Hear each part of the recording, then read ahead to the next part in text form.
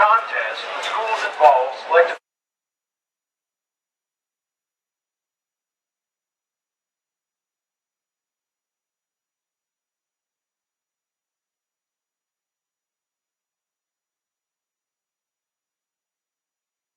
and back judge Norm and Graham. Yeah.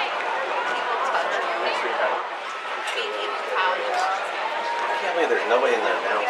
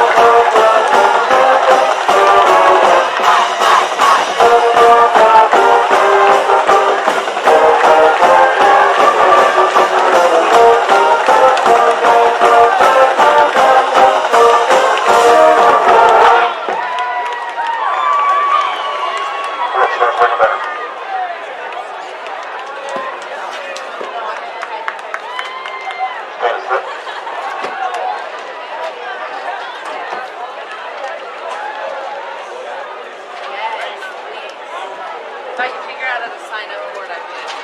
It doesn't take my passport. It's not my passport. I need to call during the day and do it, which I never have time to do. You probably had already paid for it. You probably paid out. I bet you did. I was ready to cancel. I had like 2 years left. I had 2 years left on my paper.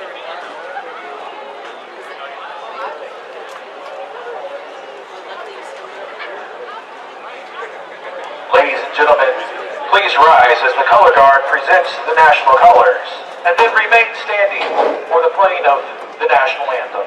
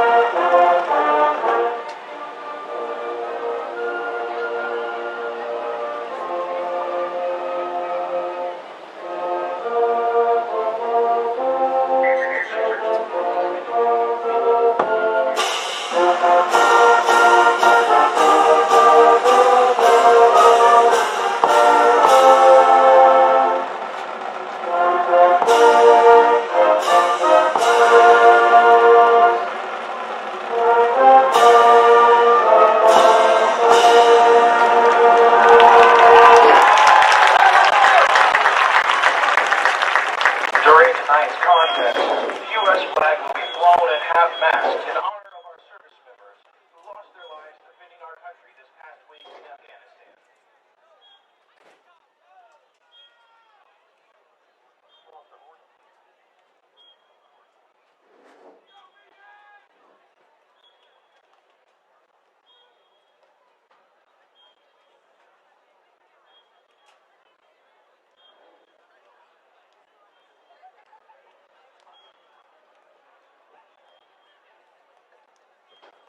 Captains tonight for the Bulldogs are number 3, senior Solomon McCoy, senior number 7, J.K. Davis, and senior number 10,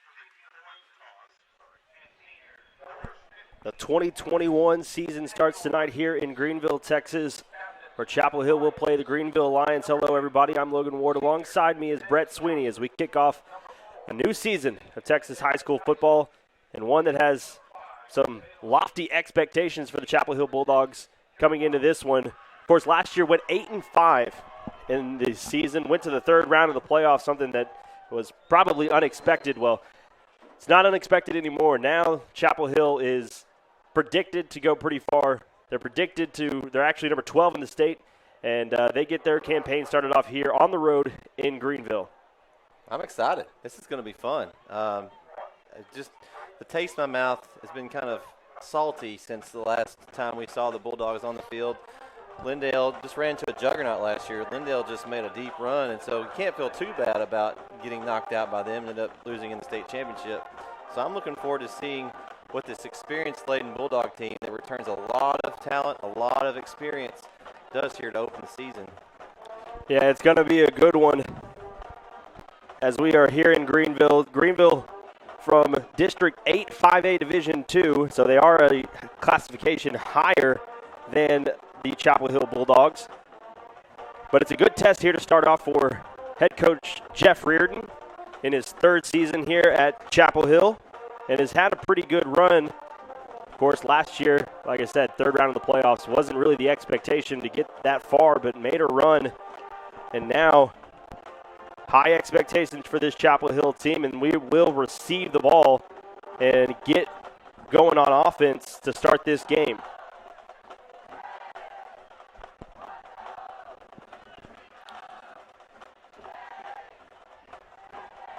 I'd like to welcome everybody to Bulldog Sports Network tonight. Thanks for joining us. Everyone out there, please share the feed so all your fans and the friends and family out there can check out the Bulldogs tonight.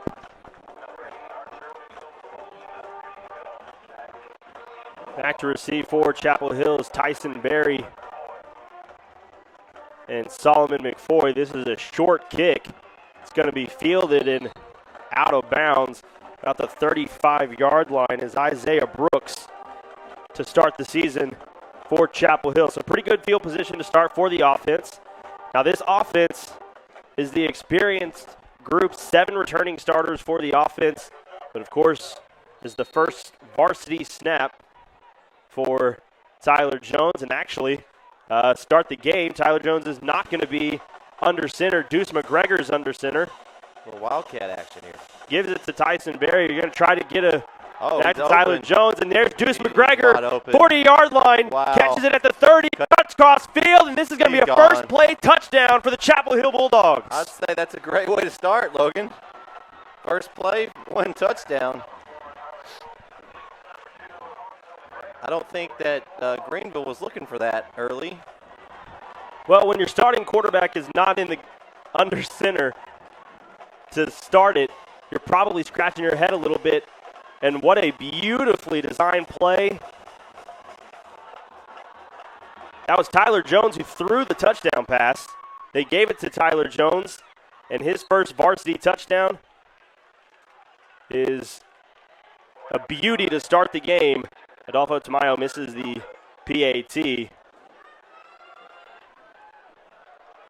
Wow. Well, that's surprising. I think I just read where he was perfect in PATs last year. And one of the stats that one of the returning players, and that's yeah, his first kick not. I was going to mention it, but I didn't want to give him the broadcaster's curse, but now I can. So he was perfect all last season, but this is the first one in the 2021 campaign. Well, get that miss out of the way now. Yeah. Start over from scratch. What a start for Chapel Hill. I mean, they had two receivers wide open. Deuce McGregor ended up with the touchdown grab. Yeah, Austin Watkins was open too. Austin Watkins was wide open Either one of across the middle of the field as well. Of course, Deuce McGregor is a preseason All-State selection and picked up really where he left off, especially in those playoff games. Yeah, he had huge 2 playoff games against Livingston. He was on a roll at the end. I mean, he was impressive. Adolfo Tamayo's kick is a little bit of a ground ball. Going to be taken down right around the 34, maybe 35-yard line, where Greenville will get the start. That last touchdown was sponsored by Garcia Lawn and Care. I'd like to thank them for sponsoring our touchdowns this season. So we want to get our apologies out early. We do not have a roster for Greenville tonight, so we're going to be playing a little bit behind the 8 ball here. Nobody seemed in to the have broadcast, one up here. but I don't know what happened there. we're going to do the best we can. 1st and 10, little swing pass out to the far side, and he is met immediately. Ducking. Isaiah Brooks Wow. Brooks laid the wood on him on that with one. a 4-yard loss to start the game, and Chapel Hill's great start I'd to say this they're game. ready. First 2 plays. This will put Greenville behind the sticks. 2nd and 14 now for the Lions. Hand off up the middle, breaks a couple tackles, gets to the 40-yard line. Now this Chapel Hill defense has a lot of seniors. This is a senior-laden defense. The offense has a lot of juniors, but this defense is senior-heavy. Really led by senior Brack Dyler and J.K. Davis.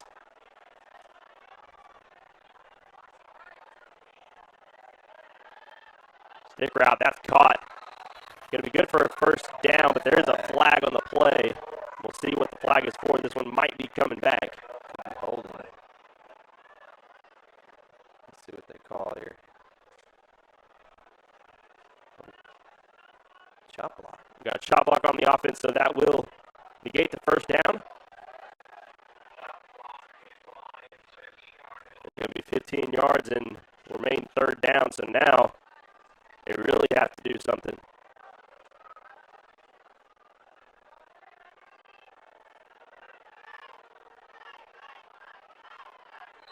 9 of the 11 defensive starters for Chapel Hill is a senior. 7 of those are returning starters.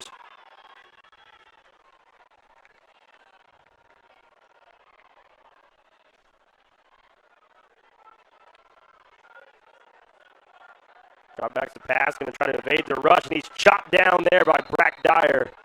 There's that man. We'll be calling on Brack Dyer's name a lot this season. Yeah, he had a fantastic junior campaign last year. Really came on strong. It's almost like there's 2 of them out there. 'Cause he's just everywhere. Always making a tackle. He's got a nose for the ball and knows how to get there. So the punt unit will come on for Greenville.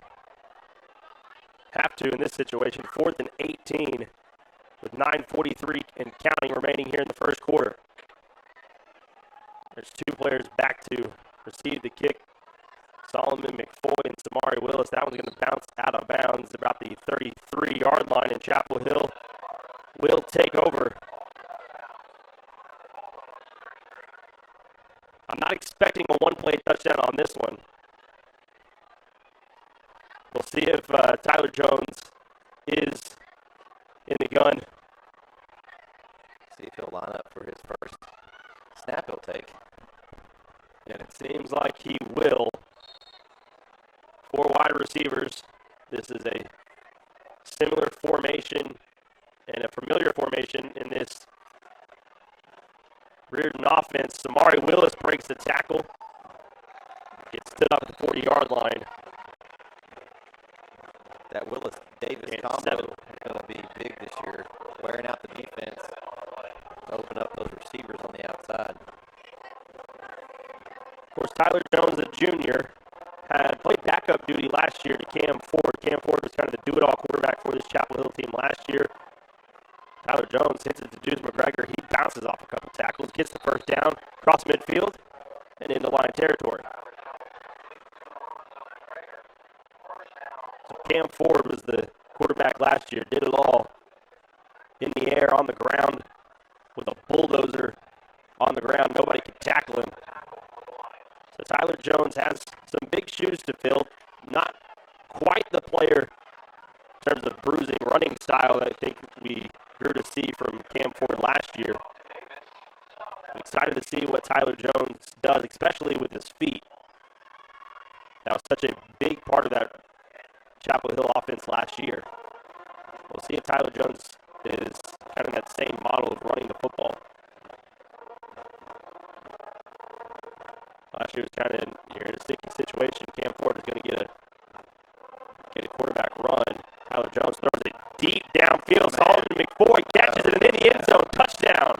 Wow. Great pass by Jones, led McCoy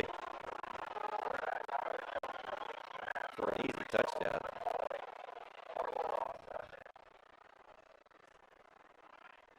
And this is not the start that you want if you're Greenville. No, but I'm pretty happy with it, Logan. Yeah, I'm not gonna lie. I like the way they come out. You like to see them starting out, with some fire. Looks like they're ready.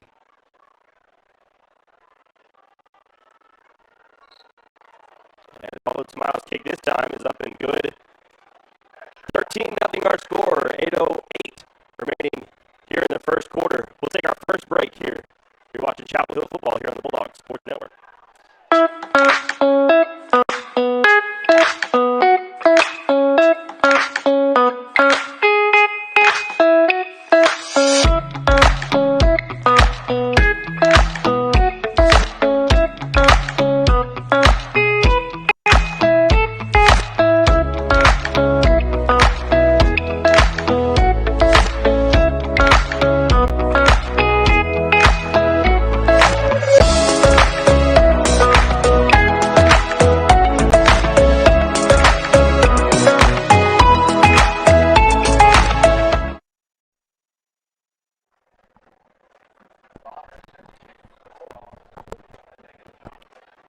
Toffo DeMaio still going to be out to kick this one off, and Chapel Hill with a quick 13-0 lead.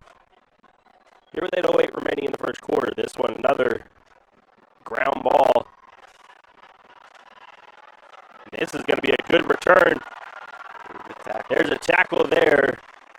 Demetrius Brimson, the freshman, comes in and makes the tackle before the Lions can get across midfield.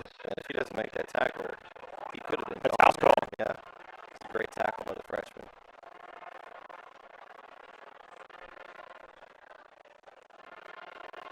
We'll see if Greenville's offense can get anything going. Played behind the sticks a lot in that first drive. Head coach Darren Duke here at Greenville's returning 5 starters on the offense. This jet sweep on the outside. Strung out. Brack Dyer gets the shoestring tackle. Maybe gain of 1 on the play. Going to bring up 2nd and 9. Greenville has made back-to-back playoff appearances and trying to get to their 3rd straight here. Yeah, Dave Campbell got them preseason picked to make the playoffs, so this will be a good test for Chapel Hill. 5A opponent picked to make the playoffs. Dave Campbell has them at 4th in their district 8 5A in the Division 2. This was up the middle, just moving those feet, Good run. and going to be good enough for the first down. That's number 24 for Greenville. Tackle at the 36. A nice run. Kept his feet moving and just drug Capitol's defense with him. Get a 14.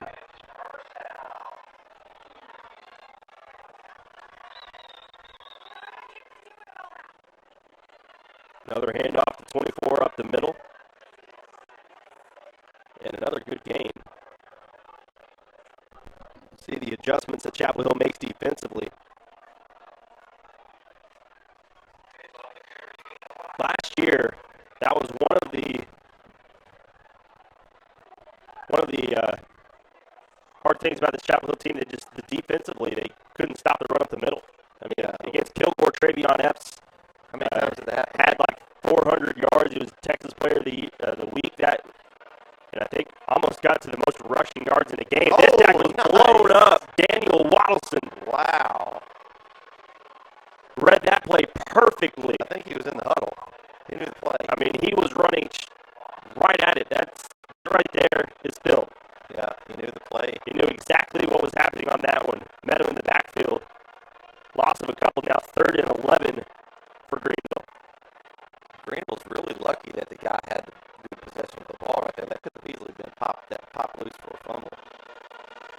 Good play there by the junior Wallason. Quarterback looking left, had a huge hole up the middle. Gonna get the first down. Oh, maybe not. They spot the ball inches short. Just short here. I'm sure that head coach Darren Duke for Greenville is going to go for this one. Down 13. Kind of needs something. This is an early test on 4th down. See if Chapel Hill can. If I'm Coach Duke, stop. I'm running 24 right up the middle again. Yeah, that's a good You need call. about a yard. If you've seen film, that's a good call. I like the call. Let's see what he goes with. Little confusion there from Chapel Hill defensively. There it is. He bounces outside, tries to get it, and that's going to be real close. Going to depend on the spot, definitely. That's going to be real close. Chapel Hill thinks they made the I think stop. Demetrius Person was in on the tackle on that one, coming in the safety position. Officials are going to talk about this one, and I think they're going to have to bring out the chains. Yeah. For some reason, Chapel Hill thinks they've stopped them. Of course, I would too. They immediately. Any defense thinks they stopped them, and any offense thinks they got it. Yeah. Their immediate reaction was, let's get the defense off. Let's put the offense on. We stopped them. It's hard to tell. It's on that far side. Very close. And Ball here. They're going to say it's short. Chapel Hill will that's a great stand. take over on downs. It's a big play on defense early. This is going to be a big call here. Interesting to see if Chapel Hill is going to try to just go for the jugular and deep. Off turnover. Got Watkins out Up in 5. 13. 3 wide receivers near side. Handoff goes to Samari Willis. Gets a couple of yards. Solid. Tackled around the 30. Gain of about 4. Just lull him to sleep, give him a couple of handoffs, make him think you're running it, and then hit him with a deep play.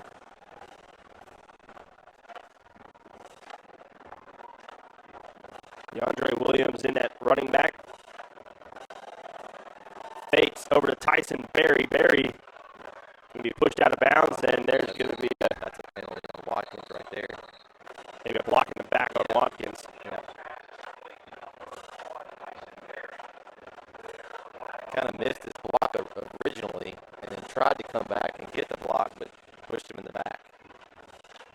Tyson Berry, the explosive player that he is, it's going to be interesting to see if he can stay healthy. Of course, his freshman year lost significant time. Was on varsity, but lost significant time. Last year missed a couple games as well. So see if Tyson Berry can stay healthy.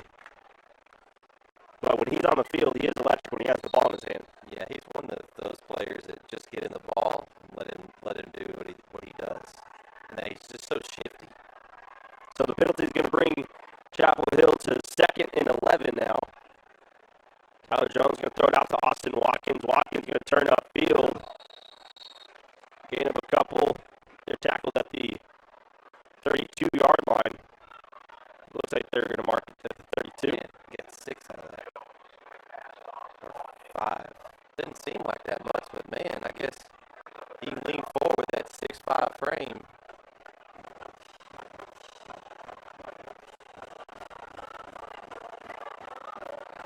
Now, 3rd down. This might be the first 3rd down Chapel Hill's had, and they're going to complete it. Tyson Berry at the 40. Pushed out of bounds at the 42. Nice job by Barry there. Just make the catch, get the first down. Move the chains. Now, from these first 3 possessions, a lot more passing than we saw last year. Well, I think part of it is Tyler Jones. He's more of a passing quarterback. Seems like it so far. Hasn't ran the ball once. DeAndre Williams going to get caught in the backfield. Cam Ford is so electric, you had to use his feet.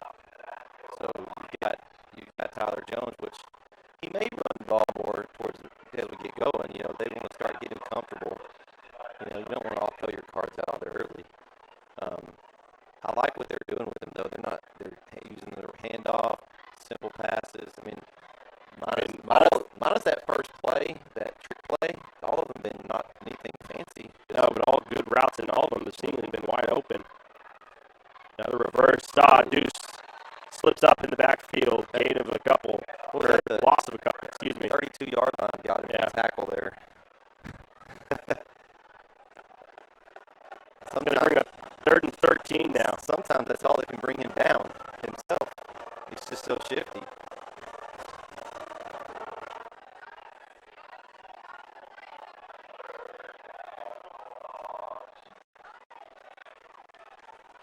J.K. Davis in the backfield, 2 wide receivers on each side. Jones steps up, looking for someone to throw it to. Ooh, that's a nice move. Throws it up to Tyson Berry. Does he get his feet in? He's out. Let's see what they call incomplete. Yeah, I think that's a good call. It's a great play, though. What a move by Tyler Jones there. Yeah. I don't know what you call that. Just shifty, just kind of just stop and go and let the defender run past you. Bold move throwing it up to Tyson Berry. He's probably, what, 5'5", 5'6"? I think that's a reach. He's not one you would throw it up to, and if that had been Austin Watkins, that would have probably been a lot. He did make the catch, just a little bit out of bounds. Yeah. So the first punt now for Chapel Hill. And well, essentially, if he throws an interception, it's a punt. So I like the play. 4th and 18. Tyler Jones going to punt off for the Bulldogs. Good punt there. Nice running backwards as the defender tries to cut upfield. Does. Makes a man miss. Cuts across field. Finally dragged down at the 40-yard line. Dakota Bonner took him down at the 39. Sorry, the 41, excuse me. 41-yard line. I think it's an interesting dynamic that your starting quarterback's also your punter. You can bring in some plays later in the season that, just to make people think. That happens quite often, actually. Your quarterback is your punter. Remember a couple of years ago, Andrew Black was also the punter and the quarterback. It just opens up the playbook a little bit, especially when you get like at that iffy zone, whether or not you're going to punt or you're going to have to go for it. 2012 and 2013, Andrew Black was the starting quarterback and the starting punter for the Bulldogs. Hand off. This one's going to bounce outside. Demetrius Brimson just kind of knocks him out of bounds. Brimson, a freshman that is going to get a lot of playing time this year. He's big, athletic. He's going to make plays for him. Going to play safety. I believe he's the backup quarterback. It's impressive. That freshman group they've got is a really good class, too. This one's up the middle. There is a flag down. We'll see what the flag is called. Is for. Flag is thrown at the 48-yard line on the far side. Offsides there. Offsides, and that's going to be a first down for Greenville. Yeah, that 8th grade group last year, the freshman this year, we covered them one game here on the Bulldog Sports Network, allowing 6 points all season long. That's impressive. Now, I will say, those are some big freshmen. I will admit that. They are very large. Another handoff. This one's stopped, but minimum gain. It says a lot for Brisbane. As much talent as they have right now in this field coming back, that he's on varsity. That says a lot right there for that young man's talent. The other freshman that is listed on the roster is Ricky Stewart, but he's not suited for the Bulldogs tonight. He played last night. I don't know if he played on the freshman or the JV. It might have been the freshman team. I think freshman won like 34-6. Another handoff. That's without their starting quarterback that's out here on the varsity. Greenville, I think, is kind of starting to set something up here. They keep swinging out there. They have two running backs, and one kind of swings out. So we'll see if they try to do a little misdirection here soon. Greenville, like I said, picked fourth in District 8 5A. It's the district with Ennis, North Forney, Royce City. Those are the top three that the Dave Campbells have picked. And of course, again, Crandall, Sulphur Springs, and 40. Oh, he is hit hard, but he's falling caught. Man, J.K. Davis just Great play there to come back to the ball by the receiver, but J.K. Davis lit up the quarterback. Man, the quarterback, he got up and he popped up. I don't know if that's adrenaline or making a big play or, man. Might have been a little bit different if he dropped the ball. I'm hurting up here in the press box on that hit. 54 seconds remaining here in the first quarter. Greenville knocking on the door. And we'll see if they get in. I think he got in. Stopped at the 3-inch mark. Man, it's not. He has to be real careful. Yeah. Greenville's not going to back down. That was a huge play. I mean, it's absolutely perfect. And the quarterback's not going to be liking that tomorrow, probably. But, I mean, just got the ball off and completed it to his man. Second and goal. First red zone possession for Greenville. Hand off up the middle. Easy. Oh, and he fumbles. I think he got Ball's back on it, though, so it does get across. Touchdown, Greenville.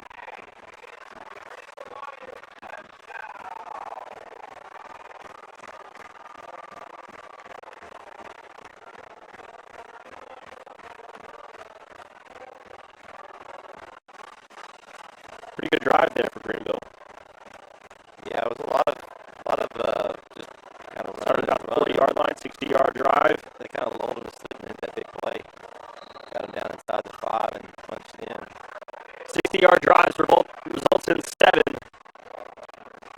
Chapel Hill still leads 13-7. 9 seconds remaining here in the first quarter. You're watching the Bulldog Sports Network.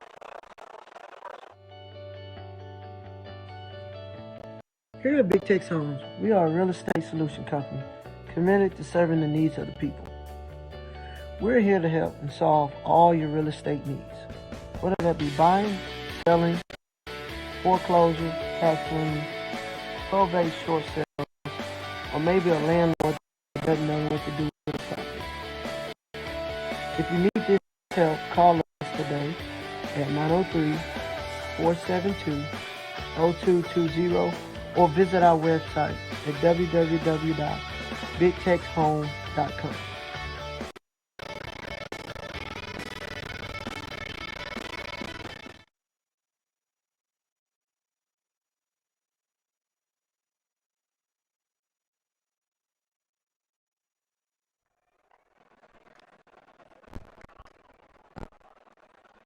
Back to receive, and they're just going to kick it to Isaiah Brooks, who kind of loses it out of bounds.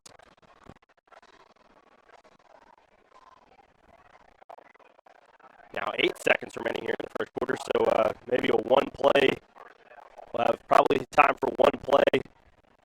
We'll see if they just decide to run the clock in and switch sides here.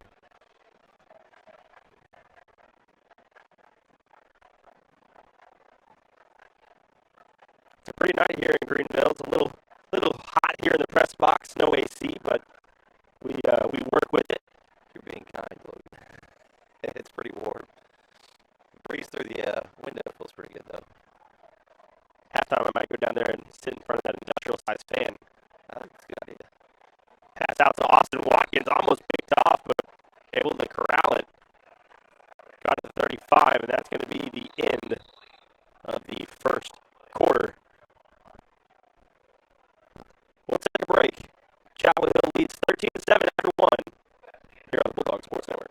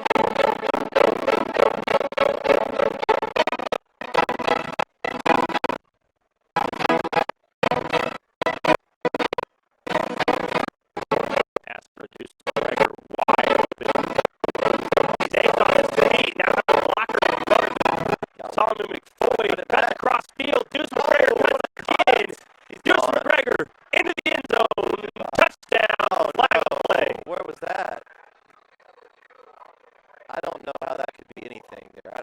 I mean, if they call a block in the back, I guess it would only be on Solomon McFoy, but there would be no reason for him to have done that if that was the case. He was 20 yards behind Deuce, and Deuce was already going to score. Man, that'd be a huge penalty right there. I think they call it unsportsmanlike conduct, maybe. Oh, no. Coach Reardon's not going to like that, if that's what the call is. I didn't see. Referee's going to go talk to Coach Reardon. He's probably explaining to him. Did there some kind of showboating? I didn't see anything, but I was not paying attention down. I was watching Deuce run across the field, so I didn't see what happened here. I didn't the see near Deuce. side, but it was the line judge here on the near side.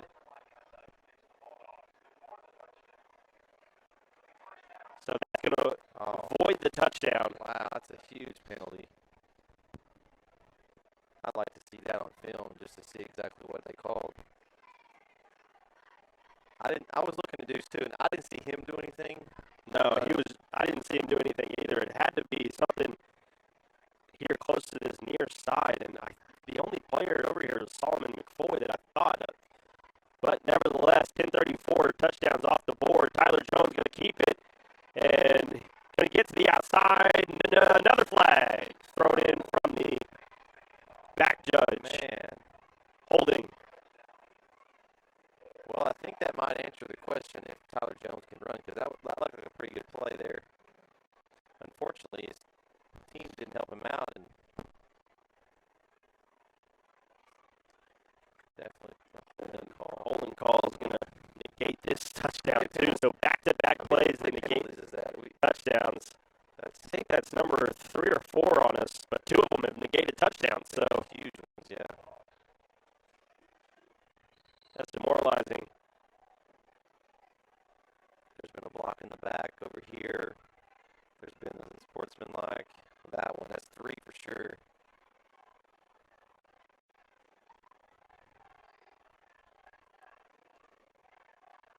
Hand off Tyson Berry, got plenty of blockers in front of him, and he's going to step out of bounds right around the 6-yard line.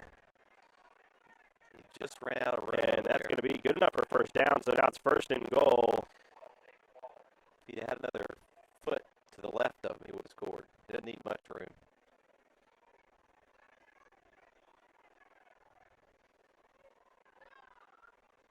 And J.K. Davis is in. J.K. Davis is a big back. We'll see if he gets it here. There it is. Tyler Jones keeps it, loses the ball, picks it up. He's going to try to make something happen in a... Well, the good news is he was able to get the ball back. That's a loss of 13. A lot. Yeah, we're going to be... Loss of 13. So this... 2nd goal from way back. So this possession hasn't worked out in Chapel Hill's favor. 2 negated touchdowns. And loss of 13 on a fumble.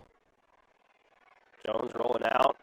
Throws to Watkins right into coverage. Interception. Well, if you're Greenville, you got to be thinking, wow, we escaped that drive. Gave up 2 touchdowns, negated by penalties, and then get the pick.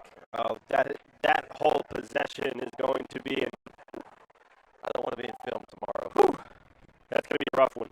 2 negated touchdowns, penalty after penalty, and it ended up interception. And I don't know if Tyler Jones just didn't see the corner sitting right there. It looked like he just underthrew him almost, because it wasn't even, I believe he was going for the far side there, but There's 2 defenders in the way. I thought he just might not have seen that corner sitting right there. But either way, Greenville now with 9:33 in the 2nd. It has some life. Hand off, stretches it to the outside. Bulldogs everywhere. Racks them up. Loss of 1.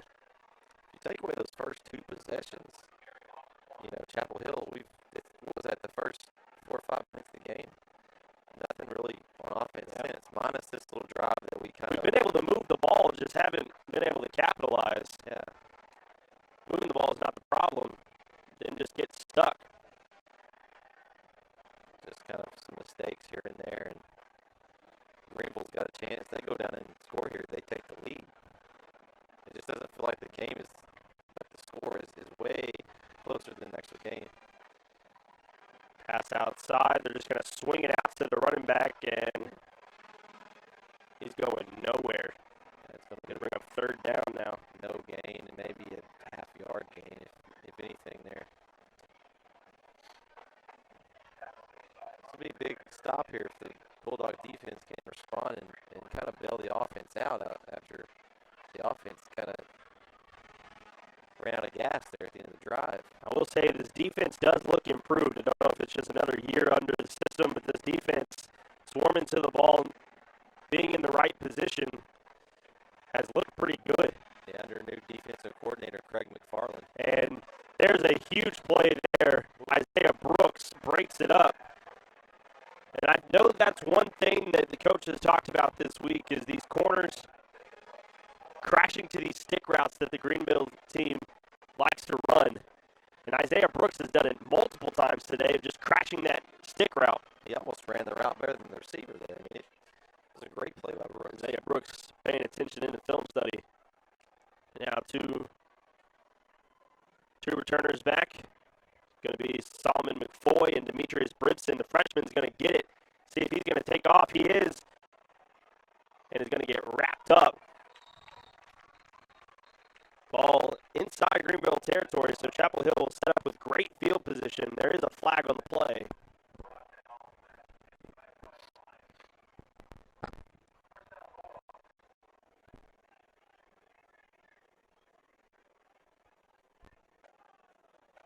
It's a chop block on Greenville. So Chapel Hill will get extra yardage. And now they'll start with even better field position.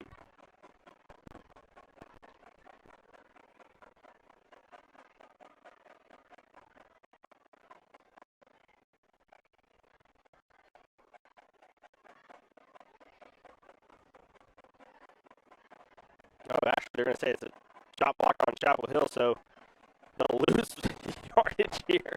Wow. And now they're in their own territory. Ball spotted there at the 37-yard line. 7:55 remaining in the first half. Chapel Hill still leading 13-7. They need a spark. It was a one-play touchdown on the first play of the game. We could use another And one. in the second possession, I think it only took 3 plays to score. And since then, offense has been able to move the ball but not capitalize. Here's Jones, handoff, middle. And that's Kevin Brooks getting his first carry of the day. Gets it across the 40 to the 41. I almost forgot about Kevin Brooks. That third head of the three-headed machine. It's good to see him get some carries. Let those other guys rest. We got guys playing on both sides, so Both Samari Willis and J.K. Davis play on both sides. This pass out to Tyson. Very tries to spin out of a tackle. Not quite enough for a first down. Good, close. good team effort for Greenville there on the wrap-up. You can't let Barry slip out of those tackles because one missed tackle and he's gone. So Greenville last year 4-5. Last year overall 2-3 in the district play. Didn't make the playoffs.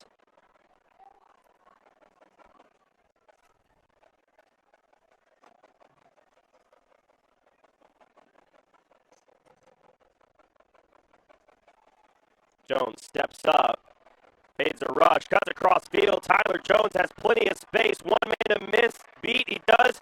Touchdown. Nice. No flags. And Tyler Jones gets in the end zone. That was a great play by Jones. Just used his athletic ability. It's a 54-yard touchdown run from the new starting quarterback, the junior. And Chapel Hill looking to add the PAT. Oh, hold is bad. Jones going to have to try to make something happen. Breaks a couple tackles and wraps up. So some kinks to be worked out in the special teams. Score, Chapel Hill 19, Greenville 7. You're watching Chapel Hill football here on the Bulldog Sports Network.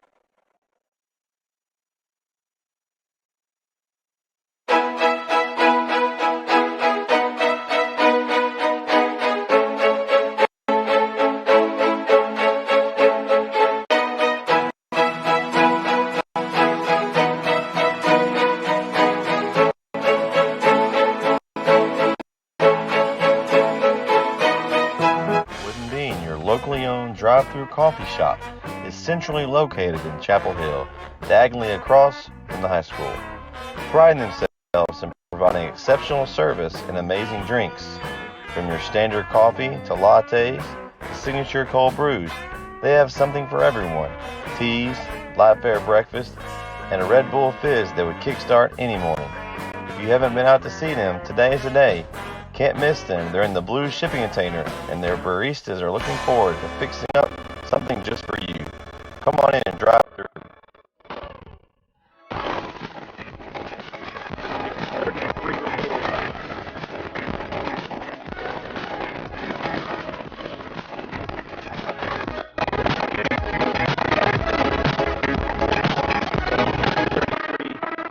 Remaining, the kick is going to be short.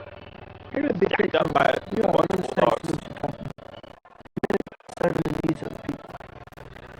We're here to help and solve all your real estate needs, whether that be buying, selling, foreclosure, tax lien, short sales, or maybe a landlord that doesn't know what to do with it. So Greenville is Just help all of us. on first and 10. 903 472 30 0220 or visit our website at www.bigtechhome.com. and off up the middle. Stopped. No gain. Second and 10 now. Maybe a gain of 1, so it might be second and 9. I said this Chapel Hill defense last year really struggled against the run. Kilgore's Travion Epps had a monster game. I think he had over 400 yards rushing for Kilgore in that game. Of course, last year we also had to deal with Lindale's Jordan Jenkins, the Baylor commit who's now in Waco playing.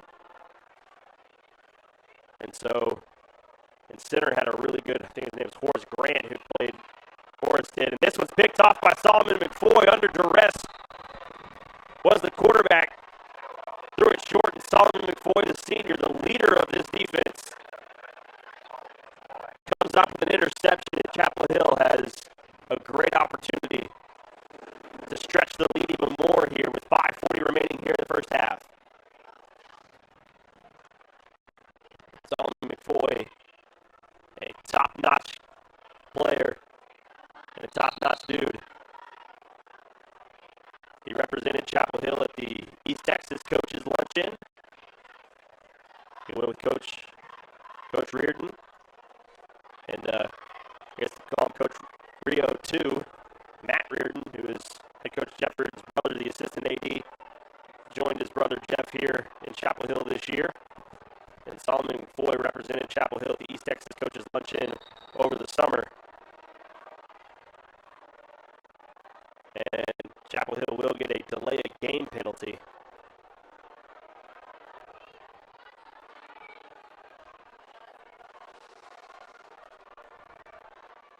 Let's see if it's a delay of game or a timeout. They're meeting. And the 24-second clock is going to continue now, so maybe a little confusion. And now, Aaron Duke's talking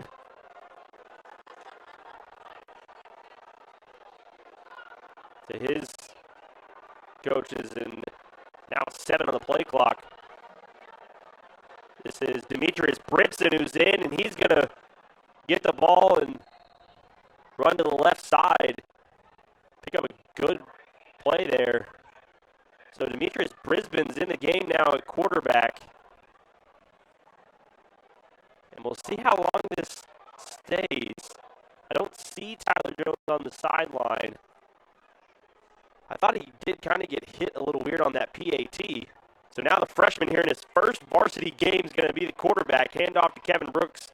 Brooks makes a nice move out to the outside. Kevin Brooks, can he get into the end zone? Shoved out of bounds inside the 10. Nice run there by Brooks.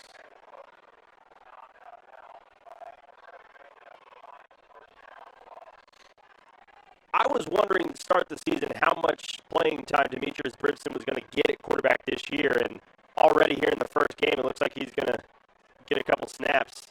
Gotta hope that Jones is okay over there. It's hard to see over on the sideline.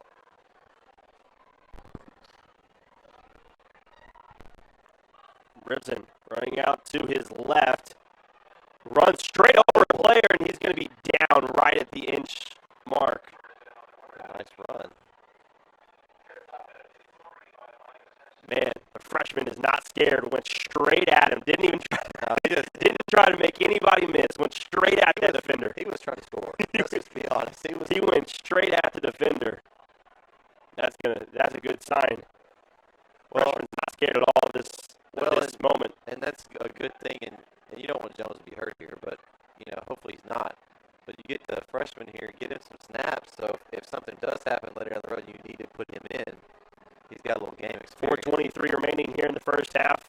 Little pitch to Tyson Berry, who sneaks in. Touchdown, Chapel Hill.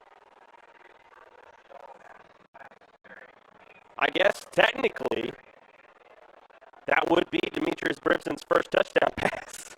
Yeah. A little shovel pass to Tyson Berry in for the score, and Demetrius Brimson gets his first varsity touchdown. It's a nice little easy touchdown pass. Not going to get much easier. And I know the scoreboard is wrong right now. It says 84. There we go. 25 to 7 is the score. I thought that 84 looked a little wrong. 4:17 remaining. Looks like we might get a timeout. Chapel Hill will take a timeout. We'll take a timeout with them. 25 to 7 is the score. 4:17 remaining here in the first half. Here on the Bulldog Sports Network. Aaron Murphy with Century 21 is on your team assisting with buying or selling a home. You can count on this math teacher to find the best deal and get the win. Call her for your real estate needs at 903-571-5882.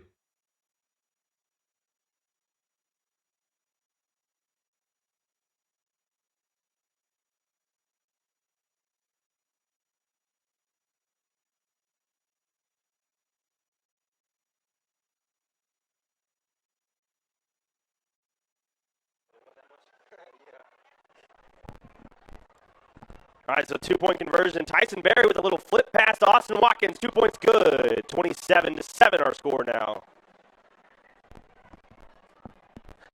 Tyson Berry came in, little Tim Tebow, little touch pass. Austin Watkins wide open in the back of the end zone for the 2-point conversion. 27 to 7 our score. 4:17 remaining here in the first half. Now, offensively, Chapel Hill doesn't have that much they lack. Last year averaged 31.5 points per game for the Bulldogs.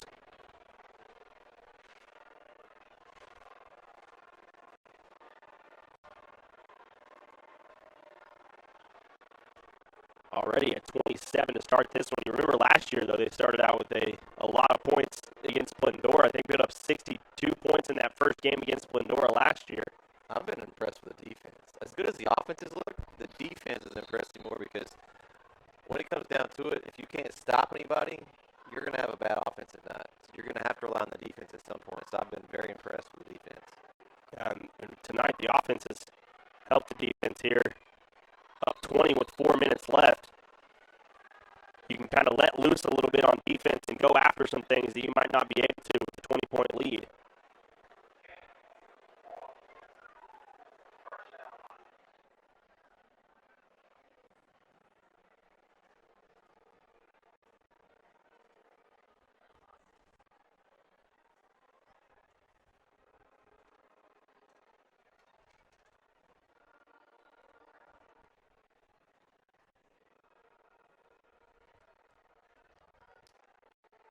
comes the Greenville offense through an interception last time to Solomon McFoy. We'll see what they have planned here. Blitz coming. That's going nowhere. J.K. Davis with that blitz kind of blew up the play. I think the hole that the running back was going to, J.K. Davis had kind of filled it already. Had him make an adjustment on the fly, and Bulldogs all over the place. Another good stop for the defense there. Just can't say enough about them tonight. Been very solid.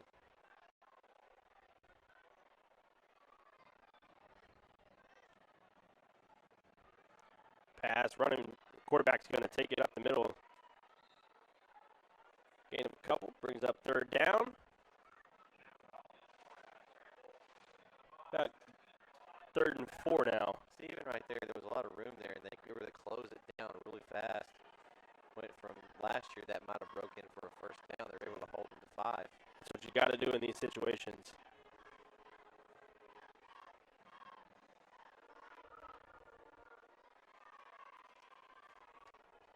That new offense, or new defensive coordinator, Craig McFarland. And Greenville will take a timeout, 2:56 remaining here in the first half. We'll take a timeout with them. You're watching Bulldog football here on the Bulldog Sports Network.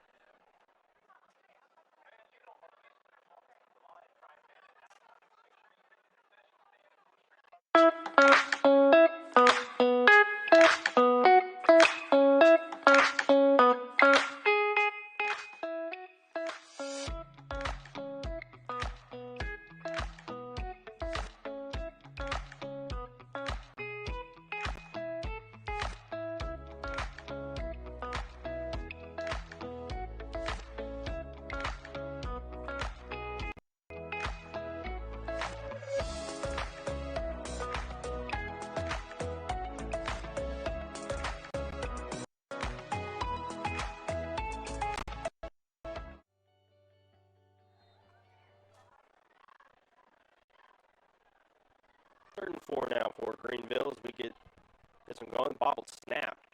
And a shovel pass, and that one's caught on the fingertips. Spins out of tackle, and Bulldogs everywhere. J.K. Davis comes in and cleans up.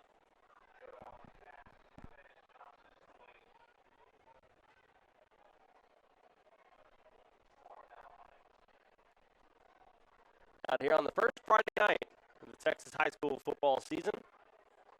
Last night had a couple good games on Thursday night.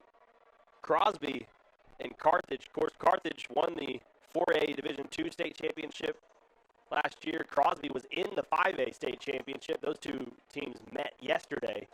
And Crosby got out to a 17-7 lead at half. Ended up losing. Carthage came back 27-24. Outscored Crosby 20-7 in the second half to take the win. Extend their winning streak. Another timeout by Greenville. I guess just trying to get something happen here. We've got 2:01 remaining here in the first half.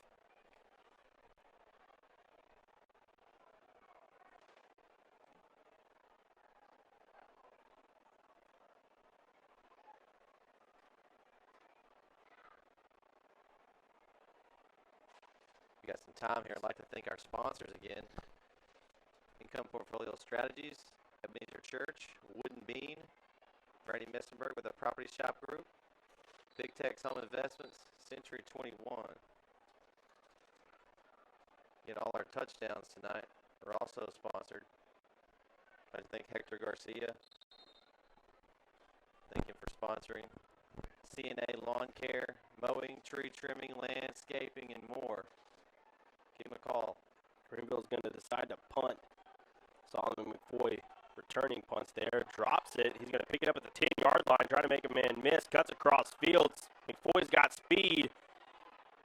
Tries to make a man miss. Slung down and flags everywhere. We'll see what this is. This might be a blindside block on Chapel Hill.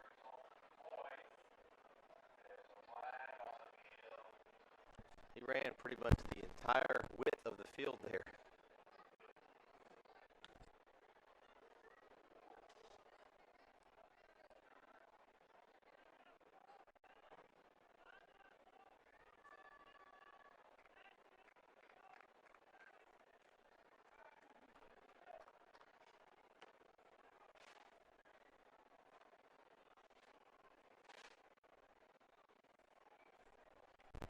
1:45 remaining here, and Chapel Hill is going to be backed up into their own end zone. It's going to be half the distance to the goal, so they will have the ball right around the six-yard line. Give you a couple of scores from around East Texas. Tyler Legacy 21, Lufkin 10. Texas High is beating Tyler High 21-10 in the second quarter.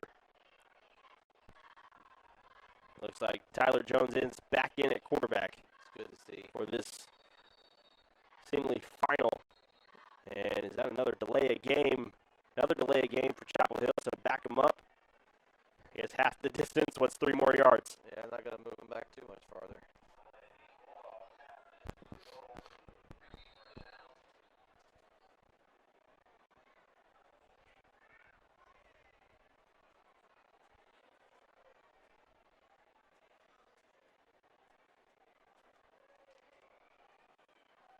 I'm trying to figure out why we've had 2 delay game penalties already.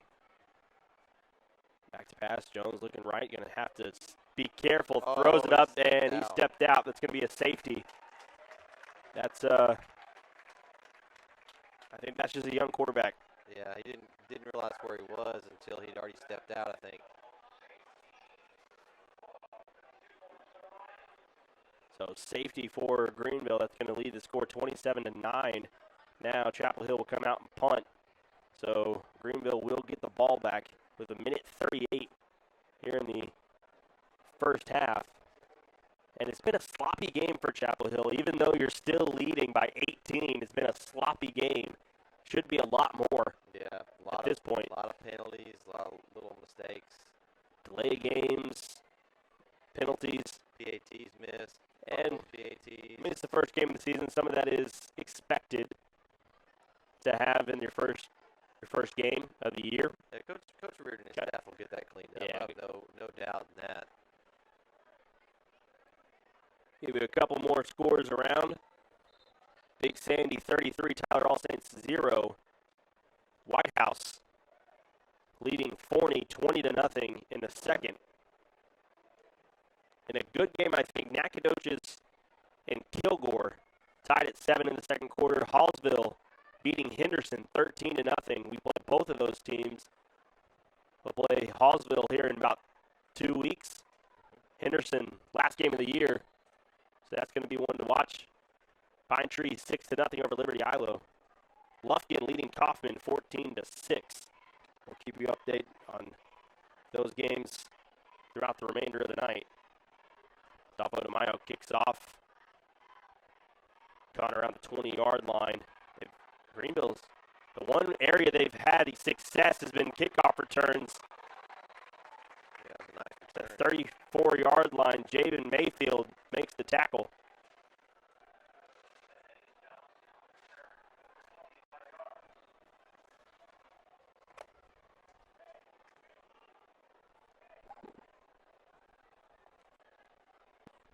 Minute 30 remaining in the first half. The second quarter seemed like it's been a little while. The penalties, timeouts. It's been a long quarter. Back to pass. J.K. Davis coming off the edge.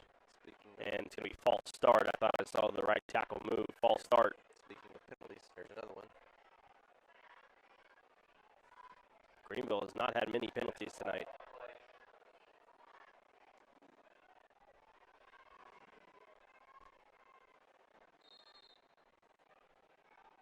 The Chapel Hill defense last year allowed 38 points per game.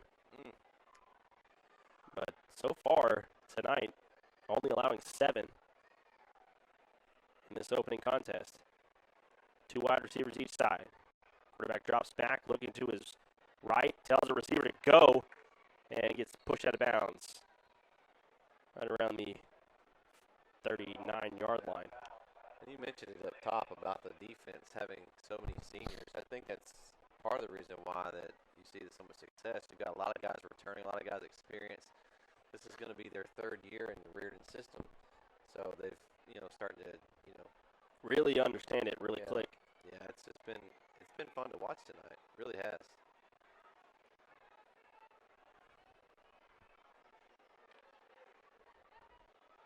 Roll out to his right. Deep pass, has a man behind the defender. Isaiah Brooks. Ooh, little underthrown. Brack Dyer was in the face of the quarterback. And that's been a big thing tonight. This quarterback has had no time to throw. Yeah, he's gotten pummeled a few times tonight. It's been the linebackers coming out of that linebacker position and just causing chaos. You know, Davis teed off on him one time, but he's been. Brack Dyer got a hold of him there too. He's been hit a lot. And quarterback's going to take a breather. He may want to just come sit down. He's like, guys, give me some time. 3rd and 16, maybe not the best time to take a breather, but I mean, if you're hurt, you're hurt, and Greenville will take their final timeout. 1:15 remaining in the first half. We'll stick here. Don't have much time. 1:15 remaining. Greenville with that final timeout. Thank everybody for tuning in tonight. We hope you are enjoying tonight's broadcast. And just like the team, we got to work out a little kinks. It's been a whole off season since we've put on the headsets. Yeah, it's been fun though. So it's we enjoy doing this. we got to work out the kinks as well. Yeah. I didn't get it all full off season of a broadcast. What happens when you have a kid? Yeah, I know. It's been your off season. That has been my off season.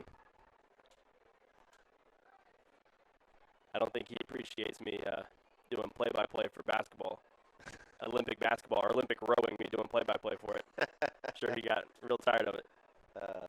Well, I'm sure you echo that. I'd like to thank our wives for putting up with us, letting us get out here and do this. So new quarterback in and speed from the quarterback position, almost across midfield, about the 49-yard line. And we'll see. Chapel Hill will take a timeout, so fourth and 6. Coach Reardon's going to try to get the ball back, and we know we got some explosive offense, so maybe try to get something going. Trying to get something going here at the end and put an explanation point on this first half.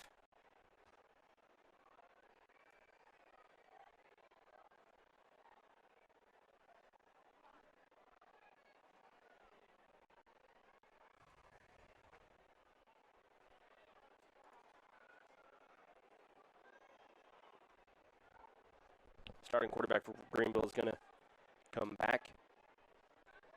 This 4th and 7 play, and they don't have the punt unit out, and just try to draw them off sides.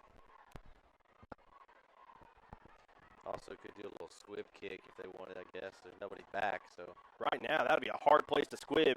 Nope, he's going to try to get the 4th down conversion, and they're going to make the catch. There is a Enough flag. for the first down, but there is a flag, like Brett said. We'll see if it's anything, and usually right where that is, it's a holding penalty. Yeah, Usually. read my mind there. They threw it right to the offensive line, so we'll see if that's the case. Oh, first foul. Another shot block. Shot block, I believe that's going to be 15 yards. Now you'll punt. Yeah, I don't think so. That's a second shot block tonight. Not one of those calls you see a whole lot of. I'm sure Coach Duke of Greenville is trying to figure out who is getting that call. Going to try to correct that. If they're calling it, you got to correct it. Samari Willis and I think Solomon McFoy back to receive the punt, and that's one of the good things about having so many athletes on the field. These safeties are just going back to field the punts. They're So if they get in that directional punting game, you've got guys on both sides that they could probably line up about 4 or 5 guys back there if they wanted to. Yeah, they've had a bunch of different returners. Samari Willis, Solomon McFoy, Demetrius Bripson's been back there. Plenty of firepower for this Chapel Hill team. 52 seconds remaining here in the first half. We'll see what kind of play Chapel Hill pulls out. Offensive coordinator Johnny Irvin. Been the offensive coordinator here, I think, all 3 years that Coach Reardon's been here. So this is third year in the offense for all of these people. Tyler Jones going to step up, tries to evade the rush, throws it across to Deuce McGregor, gets behind the defense. McGregor He's gone. going to high step in, get into the end zone. Wow. No flags. Touchdown. Man, this team has some big explosive play. It just takes one. It's a second one-play drive of the night. Just shows the offensive explosion. 39 seconds remaining. Wow. They only used 16 seconds there. Wow.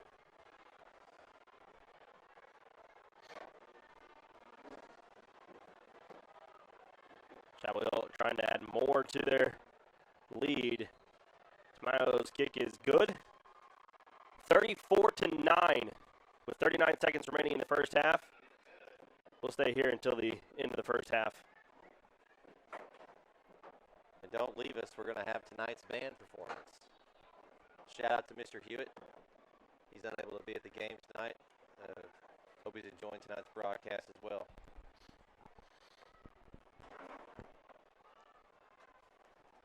What an offensive performance tonight.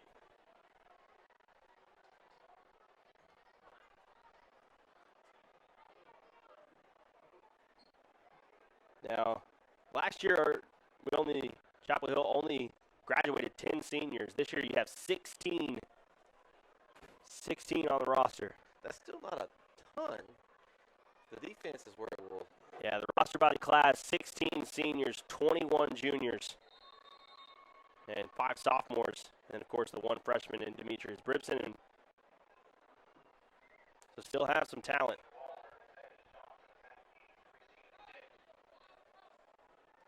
DeMaio pooch kick over to the 30-yard line. Again, Greenville's going nowhere on that one, but that's really where they've gotten most of their yardage has been in the kicking game. They're kind of slippery. They would have slipped through tackles. That time, Chapel Hill had 2 or 3 guys there that didn't let them get away, but a couple times tonight they have, and able to make some nice returns. We'll see what Greenville decides to do here. I imagine they're going to try to do something here, down 25. They're either going to try to do something or they're just going to take a knee and go to half and try to regroup.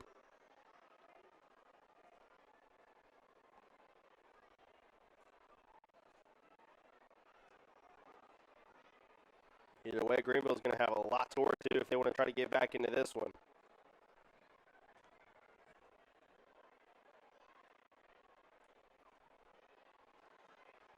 Flag on the play. Pass is caught, but there will be a... It's on the line. Legal. Is that legal motion? A lot of this is to be expected. Like you said, it's first week. You did say they hadn't had a lot of penalties while yet. Yeah. And here we are. You know, there is a big difference between a scrimmage and a live game. Coaches aren't there. It's, you know, they're not there barking in your ear right behind you after you make a play. They're even in the live portions. It's a little different than having the bands, the cheerleaders, the drill teams, the fans in the stands.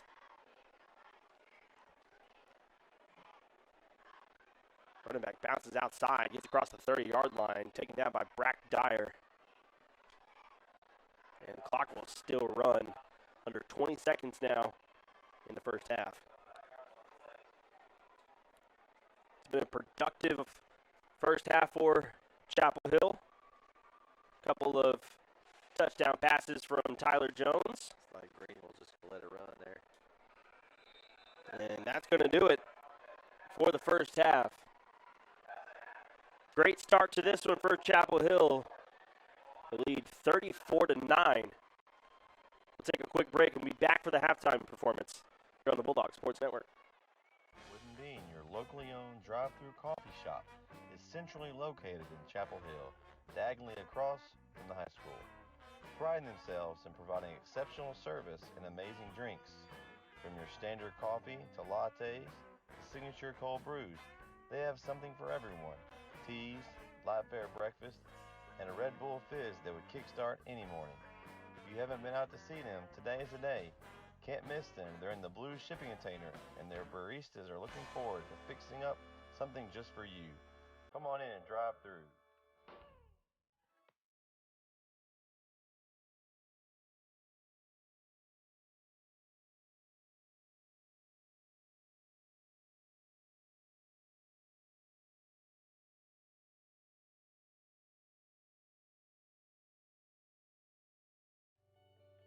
Here at Big Tex Homes, we are a real estate solution company committed to serving the needs of the people.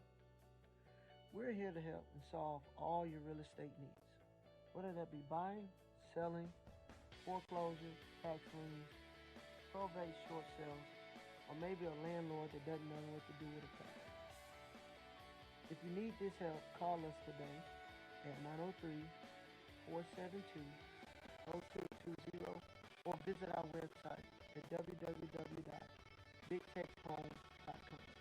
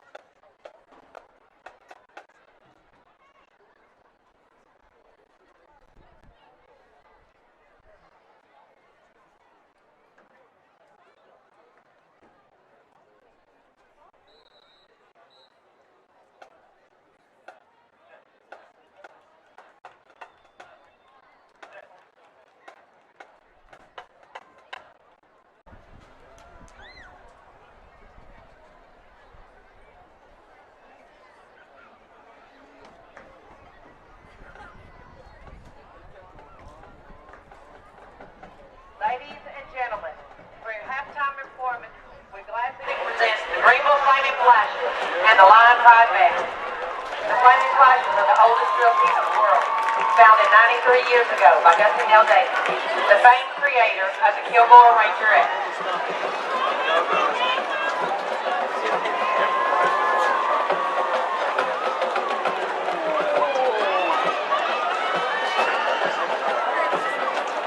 We proudly present the 2021-2022 Greenville Flaming Flashes. Officers for 2021-2022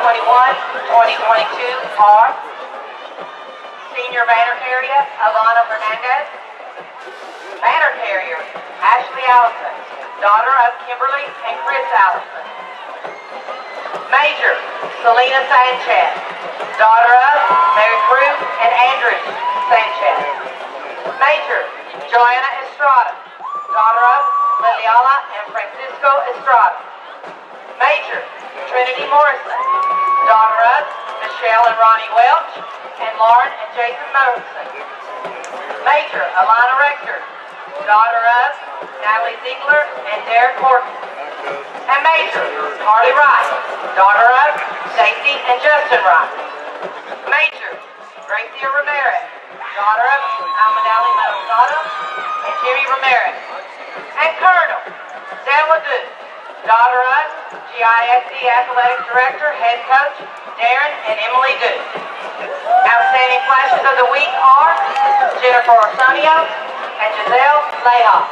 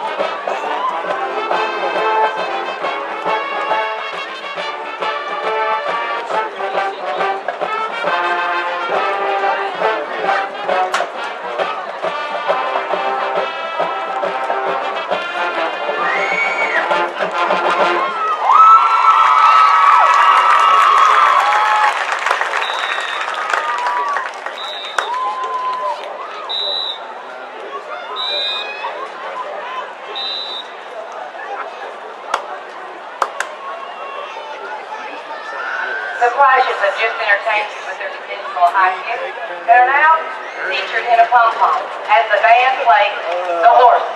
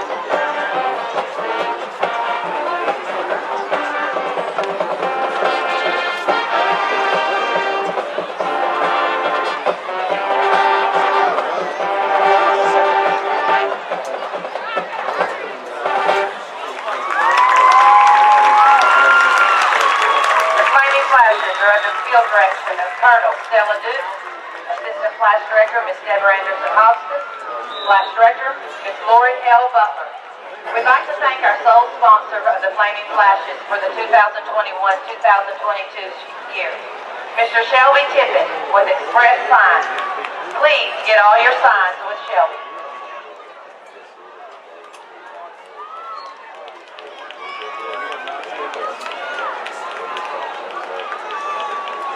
Good evening, Greenville Line fans. Please help me welcome your Line Pride Band onto the field. The Line Pride Band is being led onto the field under the direction of drum majors Carolyn Wright, Sebastian Gonzalez, Sidney Sadler. The Line Pride Color Guard Captain is Caitlin Wolford. Now please enjoy a performance of Pride as the band plays music from Frog's List, the band Queen and Rhapsody. And now a performance of Pride. Tonight's show is sponsored in part by Tees to Go, Trigger's Red, Atwood, Rockwall Wrap. Thank you, sponsors. When they get in their information, should be able to.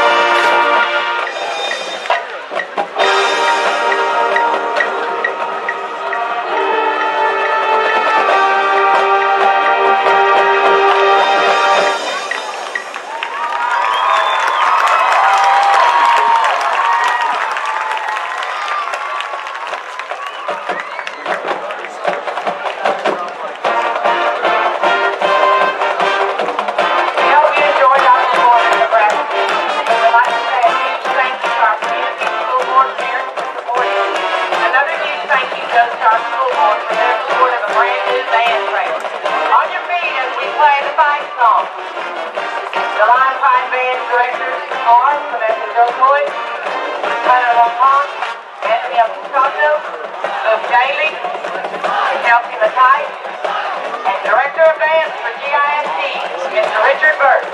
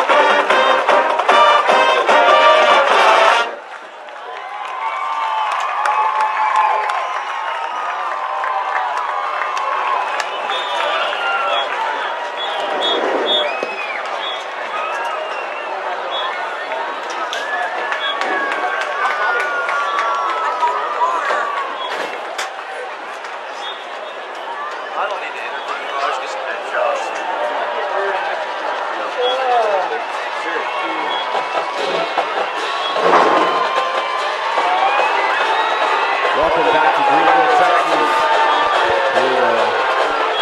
Bulldogs have a 34-9 lead as we get ready for the second half action. Chapel Hill offensively looked great in that first half, trying to continue that here in the second. We wanted to come on right before we had to do some scores around the Texas area. Tyler Legacy, 28-10 over Ruffin. Texas High beating Tyler High 24-10.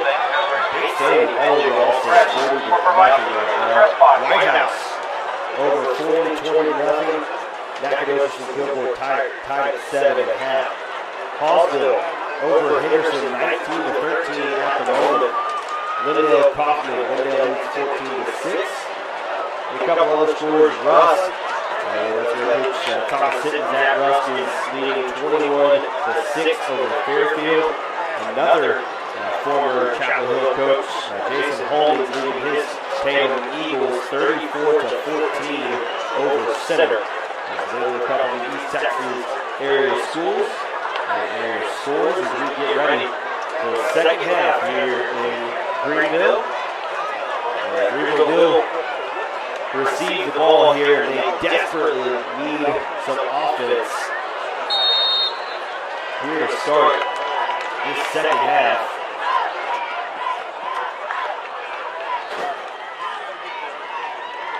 Golfo Tamayo is going to kick off for Chapel Hill. We are underway here in the second half, and Greenville's going to come up and try to make something happen, but he is stuck by Davion Ross. A great tackle there. We mentioned in the first half, so far this year, I think that's the biggest improvement is tackling and wrapping up and actually making sound form tackles. I mean, everyone today seemed to have made really good form tackles. I hate to say anything. I don't want to jinx this or anything, Logan, but we wrapped up on every tackle tonight. I haven't seen one single tackle that we've let them get away. So I think that's been the difference. We kept them in front of us. We'll see what happens on this play. Not there. Look at that. Just gang tackling. Wrapped him up, drive the feet, textbook tackling there by Jatavian Watson. Now, he's a leader on this defense. Called his name a lot last year as a junior. Comes back at that DN spot. And I believe last year he played linebacker. Yeah, I think he might have moved to DN this year. He played him. I think him and Dyer were. Yeah, the two guys at the linebacker. And Max Richardson. Max Richardson graduated, and a little shifting around. J.K. Davis with no one blocking him. And that one, that was real dangerous. Got rid of it, but that was real dangerous there. Lee Preston, I mean, was right there. If that would have been a little underthrown, honestly, a strong throw from being he almost falling. didn't get across the line of scrimmage. Yeah. That's what I was looking at there. He just got it back to the 25, 26-yard line there, so that was close. Because there was nobody there. I mean, we were the closest. Brings up 3rd and 14 now for Greenville. Another great start here on defense. Let's see if Chapel Hill can force another punt. Rolls out to his left, hit as he throws. Has a man, but just kind of overthrows him just a tad. Another pressure on the quarterback. I mean, last year, Chapel Hill had 13 sacks on the year. And tonight, the quarterback for Greenville has done a really good job of getting rid of the ball before he's been hit. So none of these have really been sacks per se, but a lot of QB pressure here tonight for the Bulldog defense. Yeah, the quarterback's taking a lot of hits. And now the Chapel Hill offense going to get their opportunity. The more you can get the punt. The more you can get the quarterback, the more he's going to think about that. This one's fielded by the freshman, Demetrius Bribson. He's going to try to make something happen. Fumbles the ball out of bounds.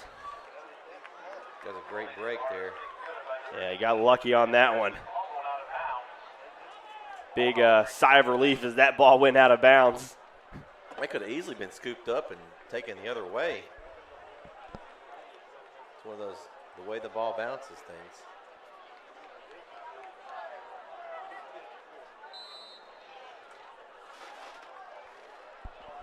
And back out comes the offense.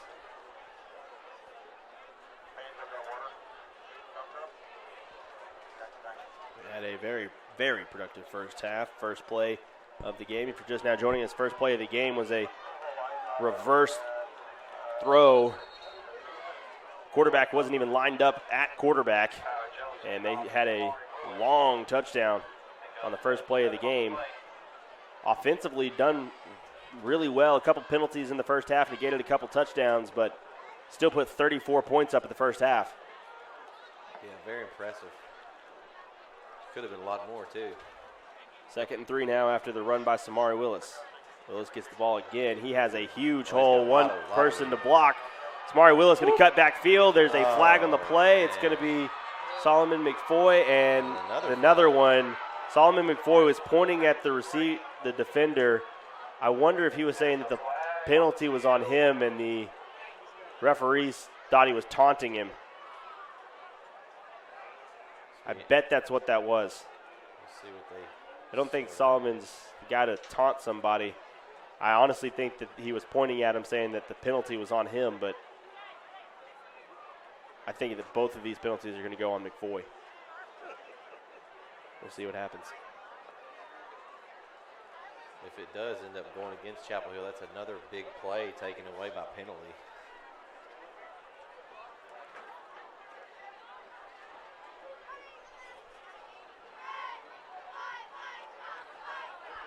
He's talking to the Greenville coach, so it is going to be against Chapel Hill.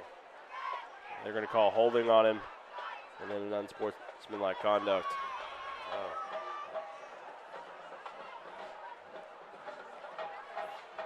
Did they take the holding penalty? Yeah, I think they took the holding penalty and declined. So it's going to be 3rd down. So that's going to be a spot. That was going to be still 2nd down. Okay. So we still may have gained some. We still have some yards gained, possibly on that play.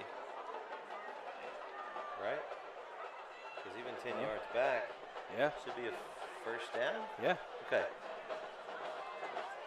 So I guess it wasn't a dead another ball penalty. Calling, so they couldn't take both, I guess.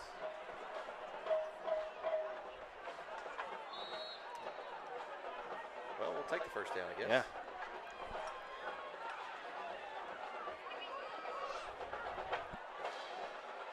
All right, so here we go again. 1st and 10 now for Chapel Hill. Hand off to Samari Willis again. He stopped at the line of scrimmage, maybe gain of 1. Ball's loose. We'll see. He said it's on the ground. He said his knee was on the ground. Okay. I think that line judge on the near side said that he was down. So Chapel Hill got on it anyway, but we'll take them down. Whew.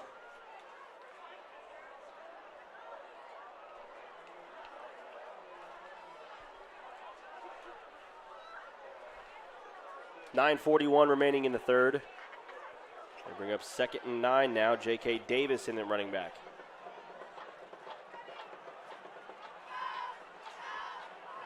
Hand off to Davis on the outside. Bounces another one outside. No penalties. J.K. Davis with some strong running gets the first down. Nice move.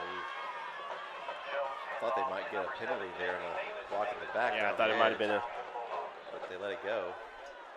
maybe one of the few penalties that they let go today.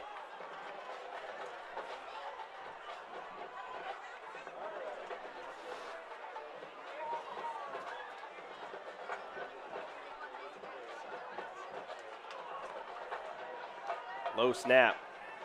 Throw up to Watkins. Oh, he catches caught it. What a catch by Watkins. Makes the catch, and there's a flag. Man. Let's see what this flag is. Personal foul. Chop block. That's the third chop block tonight. That's the, First one against Chapel Hill. more importantly, that's the third touchdown negated by penalty. Oh, that hurts. That was a beautiful catch in the end zone by Watkins. It was a tough one. It was a perfectly thrown ball just in front of him. He called it in. It's got to be demoralizing.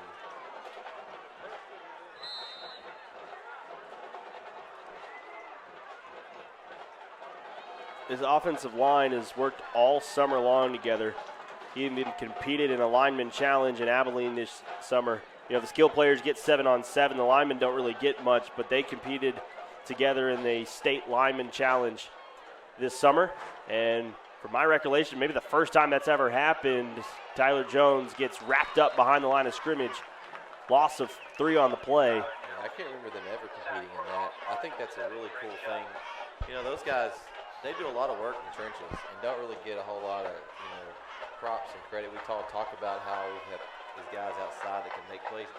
But if those big guys up front are blocking, it's hard to make plays. Yeah, it all starts up front. So that's an awesome feat for the Bulldogs. I'm glad they got to go and get a little recognition. Of course, the state 7-on-7 team over the summer competed in Bryan College Station in the state 7-on-7 tournament, and the ball is snapped, and Kevin Brooks picks it up. That's not going to be Kevin Brooks. And, oh, my gosh, There's a penalty. A lot of running for a gain of 3. Wow. That's the best gain of 3. DeAndre Williams Man. made a great effort play. There is a flag on the play.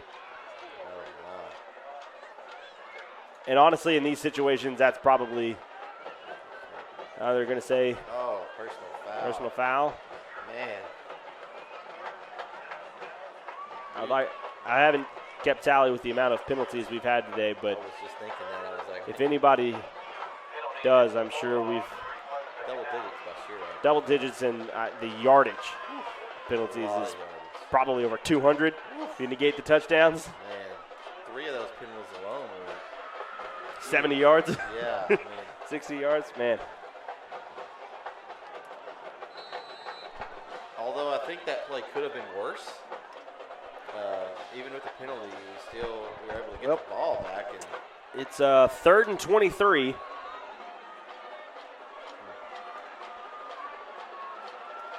Third and 20, excuse me. 3rd and 20 after the 3-yard pickup on a 15-yard run. Outside, and that's going to be a holding penalty. Tackled the lineman.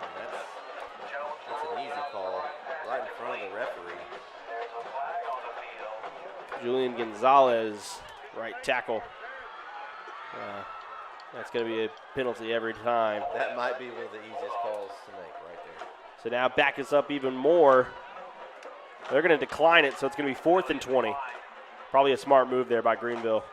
Yeah, I think you take the 4th down. Chapel Hill 2 times at 4th and 20, or 1 time at 4th and 20, then not 2 times at 4th and. And you're in that weird spot. Now, Tyler Jones is your punter, so this could be. Yeah, this is one of those locations that I was kind of referring to earlier about you can kind of do a few things here. You can act like you're going to go for it. Yeah, and they're going to punt this. Tyler Jones, I think, is too far back to. And he's going to pooch it over the head. And that's going to be going. That's going to go in the end zone. A little deep. Yeah. The nice thing about that right there is if you act like you're going to go for it, it causes the defense to have to cover and not put a guy back. Maybe they have a guy that they like to have return punts that's not out there, so it makes it a little harder. But you got to go a little bit more of a pooch type style, maybe a low runner punt or a real high back spin right there. Just kicked a little hard. Not terrible though. Things to work on right there. I mean, it is game one. So Greenville gets the ball back at their own 20. And in motion, this is over the head of the quarterback, and he's going to be in tackled, and I think we're going to get the football. Touchdown. Touchdown. Wow. Defense comes and makes a play. Hey, they deserve that tonight. Defense just has been all over the place. They deserve the touchdown. Great hustle. I'm not really sure who recovered it. I don't either. There was just It was about 5 or the 6. entire defense was on top of that I'll just football. say it was a pack of dogs who covered that touchdown. They were all there. Any of them could have gotten it. Snap over the head in Chapel Hill. It's an even bigger lead as Tamayo comes on. And it's up and good. So Tamayo missed his first kick, but if it's a good hold, he's been able to make them. He's last year didn't missed the first kick of the season this year, but answers with that one. We'll take a quick break. 41-9 our score. 7:58 remaining here in the third quarter. You're watching the Bulldog football here on the Bulldog Sports Network.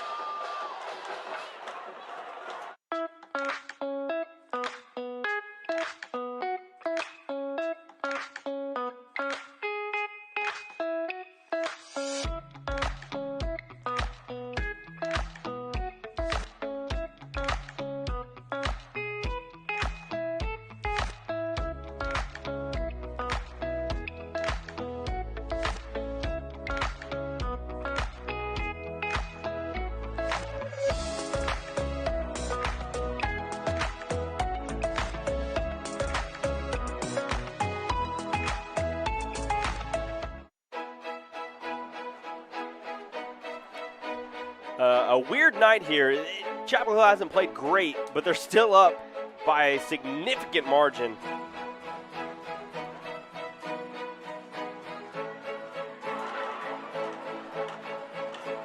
one of those games where you take the win, but you also take a lot of things out of this that you can work on. Yeah. So I mean, you want to get these things worked out early, and so for Coach Reardon, I'm sure you'll take the win and the film tomorrow. I'm sure they'll talk a lot about the penalties and the sloppiness, couple fumbles. I'm going to say it over and over again. Really, the defense has been they've been phenomenal tonight. I mean, 2 of the points are a safety, and that one touchdown was kind of a desperate heave. And they hit the quarterback on that one. So, I mean, it wasn't like they were pressuring. Yeah, the desperate heave got them in the red zone. Centrally located in Chapel Hill. Definitely impressed. Diagonally across from the high school.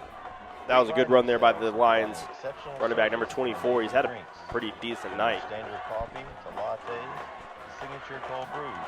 They have something for everyone. Teas, live fair breakfast. 7:30 and counting in the third.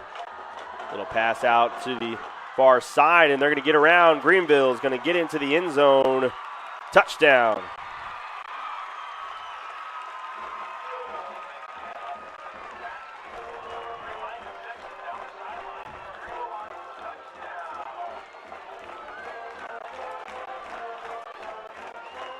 Touchdown Greenville moves the score to 41-15 pending the PAT.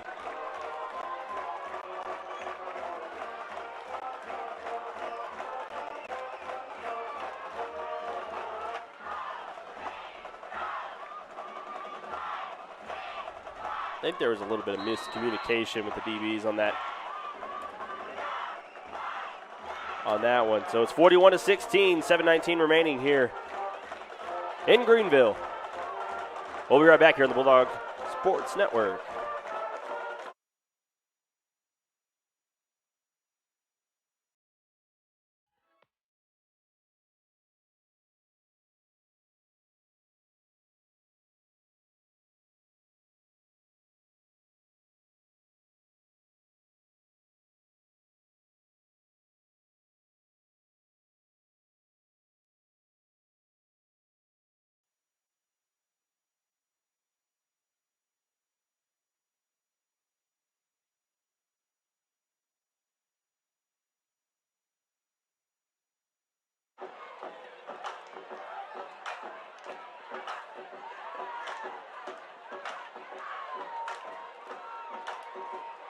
Couple updated district scores. Kilgore leads Nacogdoches 14-7 in the third quarter. Henderson has come back and is leading Hallsville 27-19. Kaufman 17, Lindale 14. Those are a couple of our district opponents. Also, I'd like to remind everyone, tonight's touchdowns are sponsored by CNA Lawn Care. Hector Garcia. Give him a call, 903-714-6075. Little pooch kick, and I think that's Isaiah Brooks is just going to catch it and fall down. Smart decision. Kendall Allen jumped up and tried to get it. Went between his hands.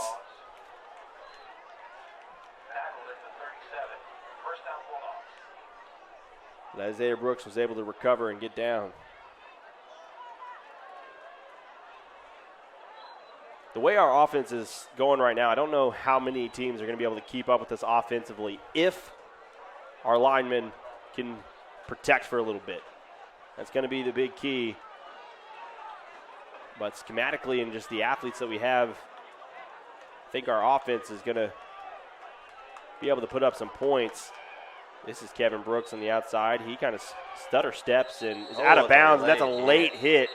Ooh.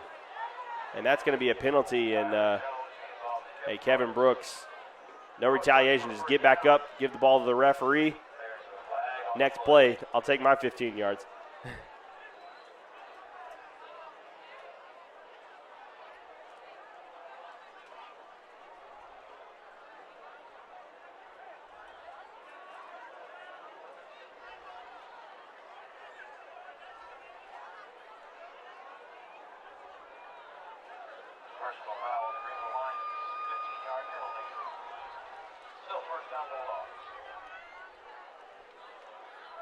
So now in Greenville territory, have the ball at the 36-yard line with 7:09 remaining in the third.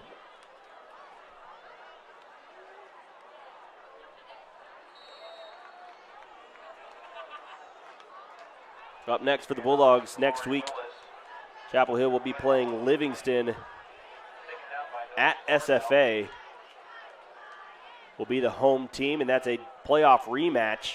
Last year, we beat Livingston in the first round of the playoffs. So it'll be a revenge game for Livingston, and honestly, I think that's going to be a good test for this Chapel Hill team. Jones back to pass.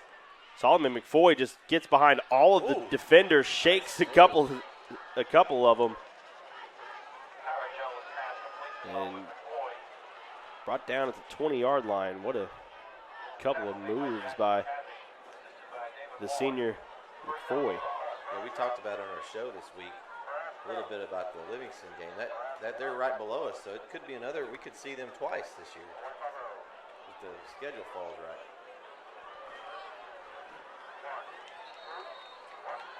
right. Inside the 10-yard line is Samari Willis.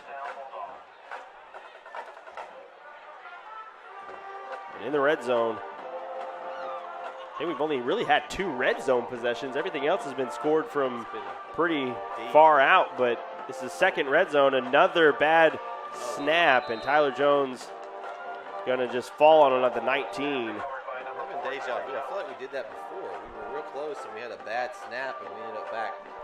Was it like second goal from like the 20? Nathan Ruiz, the center, is wiping his hands. I wonder if he's a little sweaty. Sweat on the football right now. Second and goal, handoff to Samari Willis. He's going to be taken down. Great play there by the defensive lineman there, who was battling a block and tackling Willis at the same time.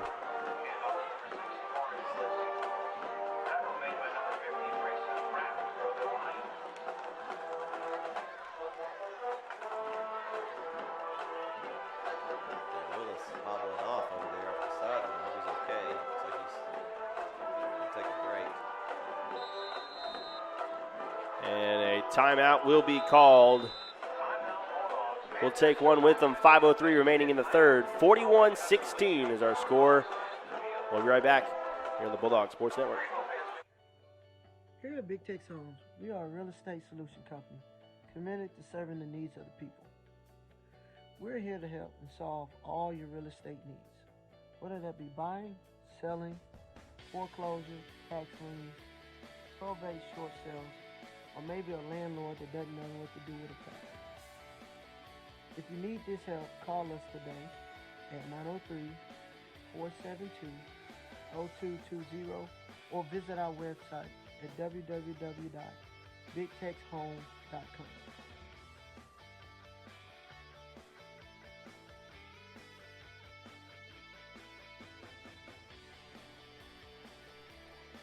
Third and goal from about the 13-yard line now. Low snap. Jones throws it up to Watkins. One-on-one. It's going to be incomplete. A flag is down. And we'll see. It's going to be pass interference. We'll see if it's offense or defense. I'm not sure. There was a lot of hand fighting there. So Watkins, I saw him kind of get a shove to get position, so I don't know if they got him with that one or if defense had a hold of him.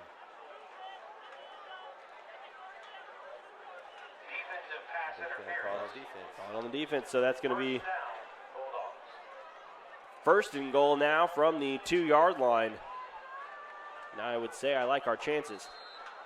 It's unfamiliar territory tonight. Yeah. We had the one red zone. Demetrius Bribson will shovel pass to Tyson Berry. This one's going to Kevin Brooks up the middle. Touchdown, Bulldogs. Nothing to it.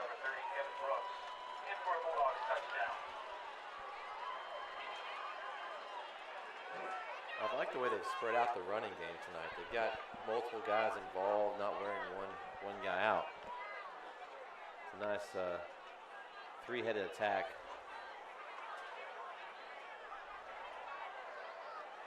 Yeah, we've had a lot of subs in and out. I mean, we know offensively we can give the ball to a lot of people. Tyler Jones going to keep it. Cuts back and into the end zone. The 2-point conversion. Well, they caught up on the score there. So, Chapel Hill, 49-16, 4:52 remaining here in the third quarter. Aaron Murphy with Century 21 is on your team assisting with buying or selling a home. You can count on this math teacher to find the best deal and get the win. Call her for your real estate needs at 903-571-5882.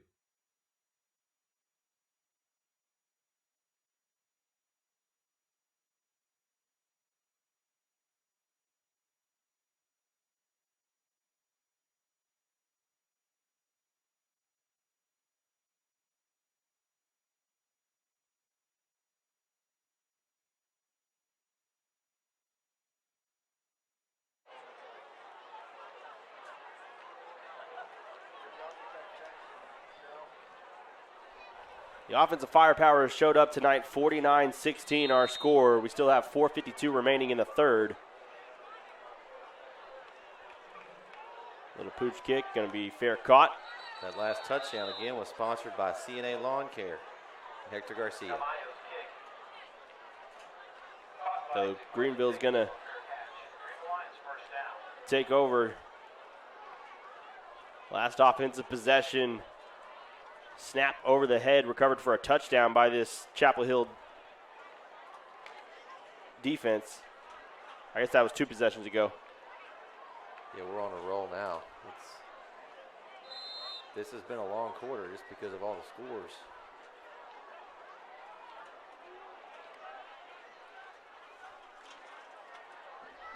Three touchdowns between the two teams. Little miscommunication. There was a fake handoff and nobody to fake handoff to. Pass is going to be incomplete. Yeah, I think they were looking for a pass interference call, but I don't think there was anything there. No, the ball was really out of anybody's grasp. I don't think either one of them could have caught it.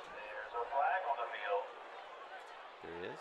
Yeah, PA announcer said there's a flag. I don't see it. It's going to be. It must have been back in the backfield. They pointed toward Greenville. Legal man downfield. Yeah. All right. Going to repeat first down, so 1st and 15 now.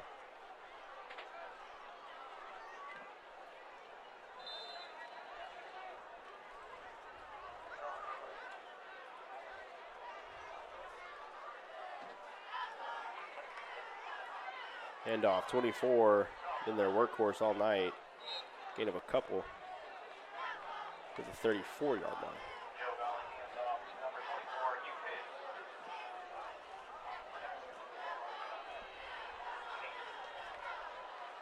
In these kind of games, you can get some younger guys in. You can try to see different positions. People that you've worked in certain positions this summer. Passes slung out to number 4. He makes a couple of moves.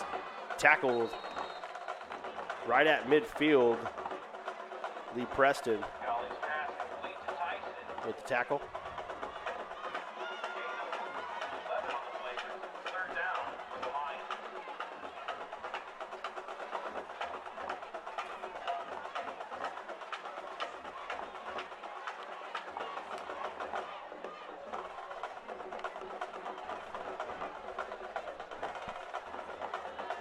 Two wide receivers on both sides, one running back to the left of the quarterback. Handoff, kind of like a buck sweep there, and cross midfield. In the Bulldog territory is the Greenville Lions. Yeah, 24, I mentioned earlier, he's had a really good night. Yeah, usually gaining probably about 5 yards a carry. Just hasn't had really that big pop yet.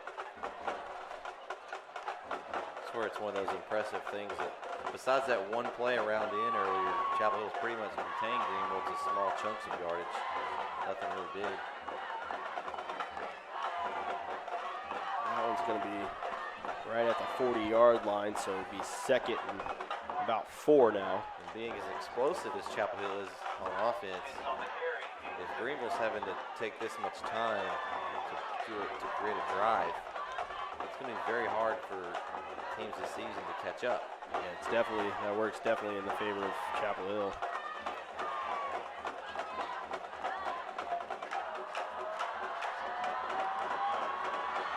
Handoff, 24, has a lead blocker in front of him. Tackle from behind. Another good run. Davion Ross with the tackle. And good enough for the first down. Couple updates in the district. Kilgore up now 21-7 over Nacogdoches. Hallsville still leads 27-19. Lindale has retaken the lead over Kaufman 28-24. That's a good first game. Back to pass, looking his right. Trying to find somebody staying over his right and is going to throw it away. Quarterback hit as he was throwing.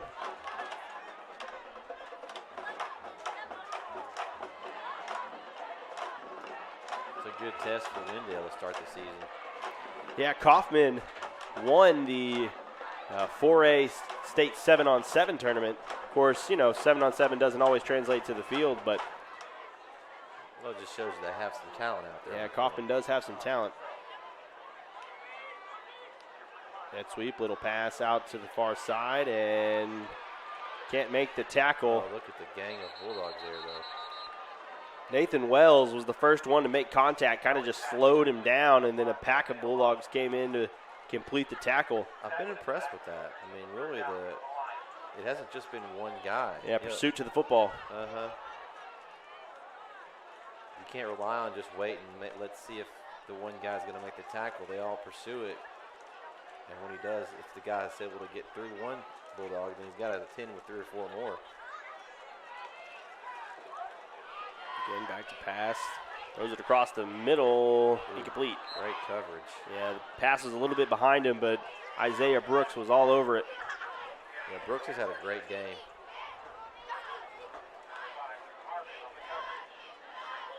I think the statements you made earlier about the film, he seems to have been on these routes.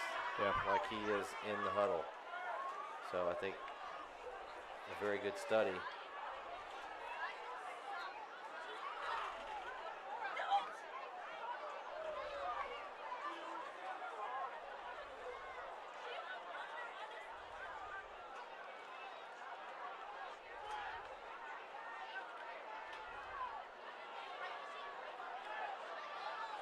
Long way to develop. That pass is complete at the 15-yard line. Plenty of time to get that pass. Really, I feel like that was the first time that quarterback had time to throw. Yeah. And Brooks again was right there. I mean,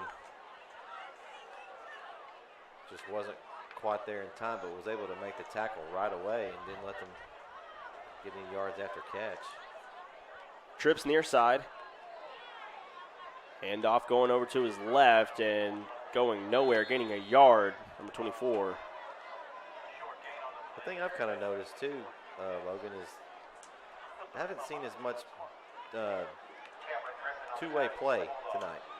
A lot of the guys that sometimes play on offense have usually in the past they've played some defense, but there's not a whole lot of that out there if you've noticed. Not a whole lot. Solomon McFoy starts on both sides of the ball.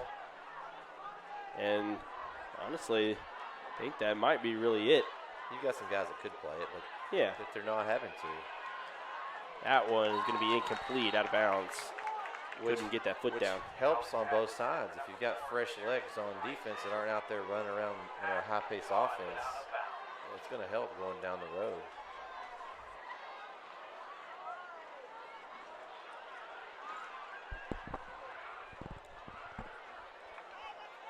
.48 seconds remaining in the third.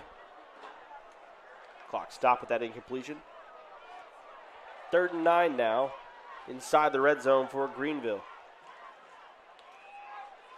Remember, the Greenville is a classification ahead of Chapel Hill. His quarterback's going to try to get the first down, and he's going to get across that first down marker. And 1st and goal at the 4.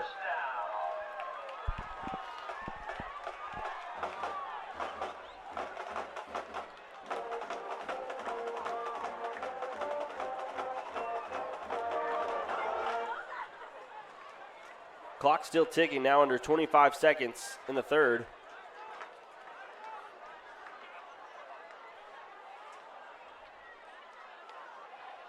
And off 24 is going to try to get in the end zone. He's going to be short about the 1 yard line. Gain of 3.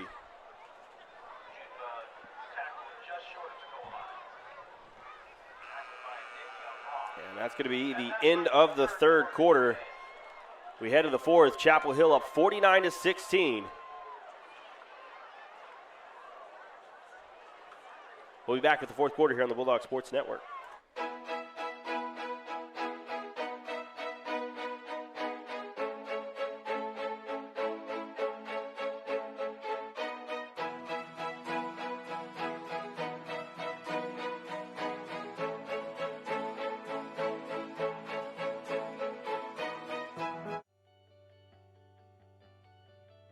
Here at Big Tex Homes, we are a real estate solution company committed to serving the needs of the people.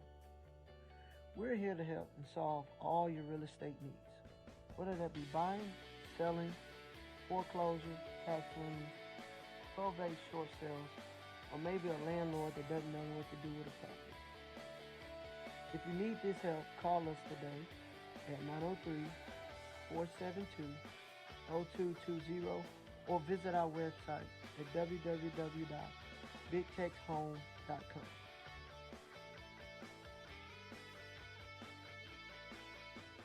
Wooden Bean, your locally owned drive-through coffee shop, is centrally located in Chapel Hill, diagonally across from the high school. Priding themselves in providing exceptional service and amazing drinks. From your standard coffee to lattes to signature cold brews, they have something for everyone. Teas, light fare breakfast, and a Red Bull Fizz that would kickstart any morning.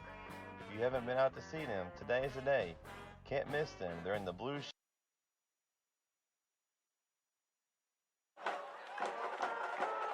Greenville gets into the end zone, adds a score. Pending the PAT.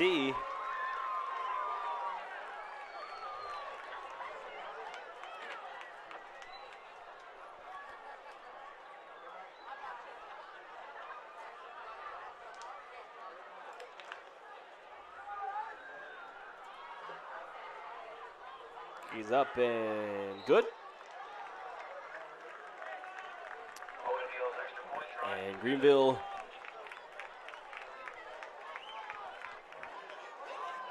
adds another score. It's 49-23 now here. 5 seconds into the fourth quarter. like we said, next Friday night, Homer Bryce Stadium, Nacogdoches, Texas, Livingston, Chapel Hill, a rematch from last year's playoff game. Last year's playoff game was in New Caney.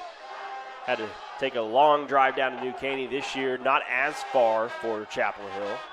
Actually, I guess a little bit closer than Greenville here. Yeah, and it was a nice stadium. It was.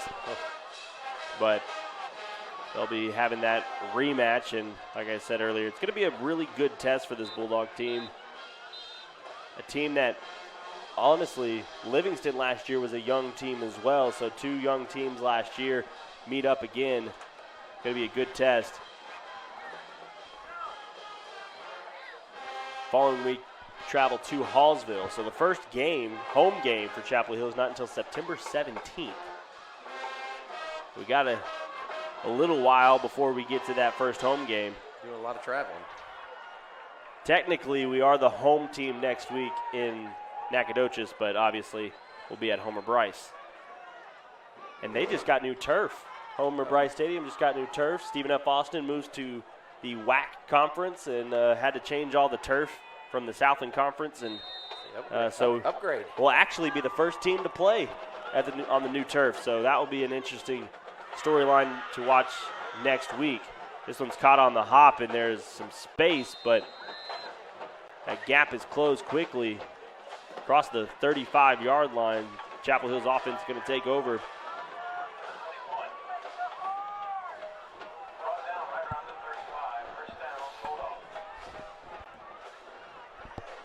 You know, up 26 points. We'll see how long these starters are out there.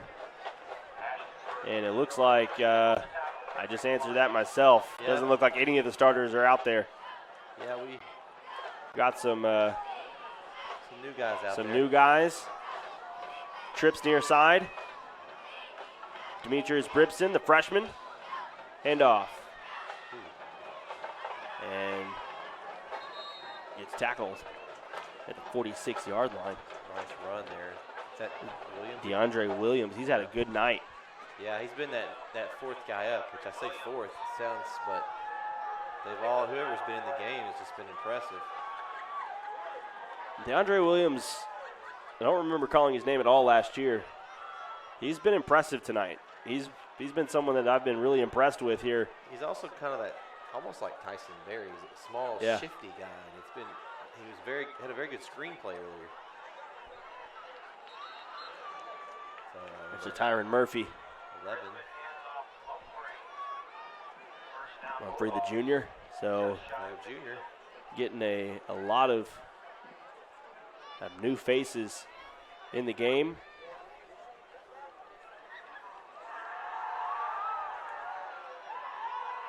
And Demetrius Bripson has gotten some playing time here in this game, and let's see what the play call is. You know, this is the thing with the freshman quarterback, trying to get him the play call, looking at the wristband, trying to get the call in. Trips far side. Hand off to Mumphrey again. He's got plenty of space. Mumphrey on the outside, and he is leveled at the 40-yard line. So that's going to be good enough for a first down. That was a huge hit by that corner on the far side.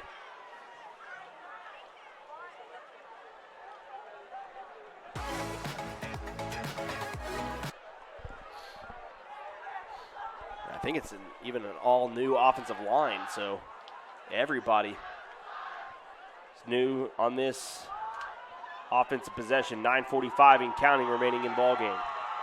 It's a good little drive here for this team. Bripson is drop backs to pass, tries to make a move, stiffs arm one defender. Bripson across the 20, cuts back and is going to be taken down at the 15-yard line. Demetrius Bripson with a good run there. Gets him inside the red zone. Again, if you didn't join us earlier, he is a freshman. Yeah, he's a freshman, but he's quick. I'm ready to see him throw it. I thought he was going to try to throw it there, but took off running, had a pretty big running lane.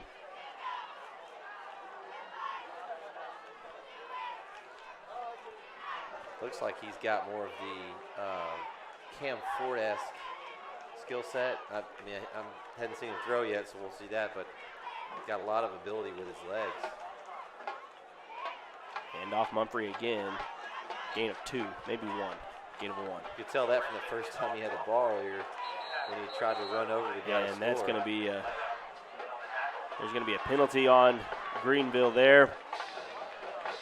Probably a 15-yard penalty and a first down.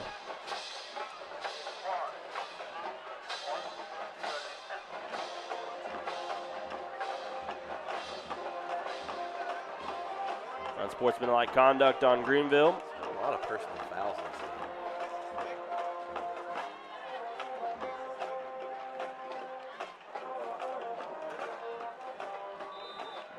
So now, first and goal. Clock's running, 8:40 remaining.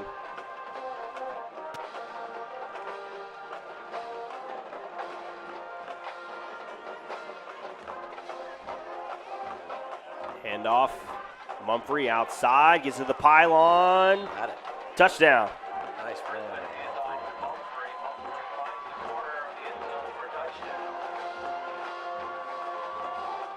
We might get to that 60 mark like we did last year to start the season. 55-23 now the score, pinning the PAT. It's looking like there's a good possibility. Even with this second group in, that drive was very impressive.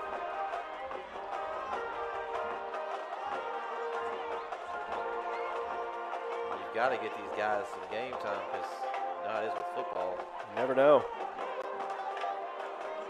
They need them to step up at an important part of the season, so it's great to see. Tomorrow's up and good.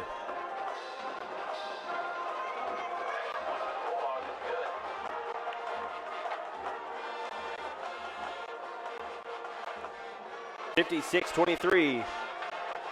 8:23 remaining here in the fourth quarter.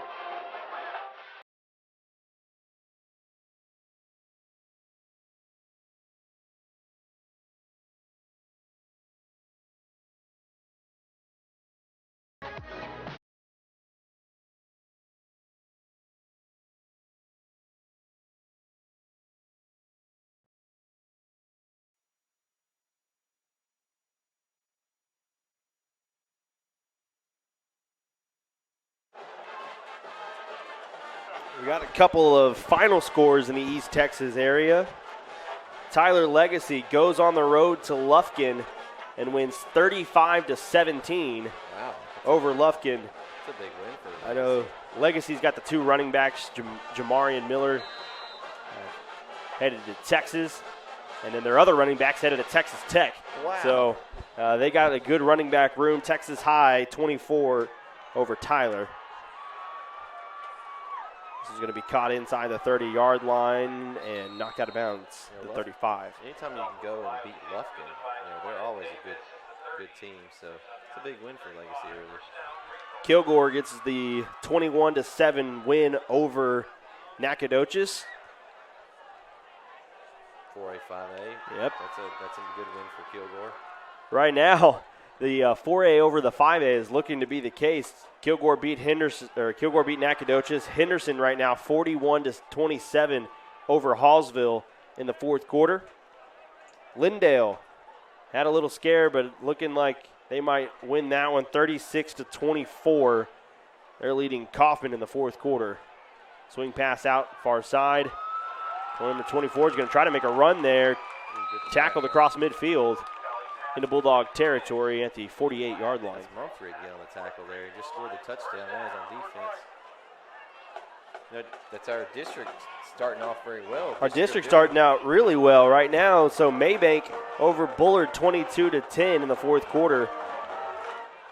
Athens over Brownsboro. This is a second quarter update, so anything could have changed at that point. Athens was up 6-0.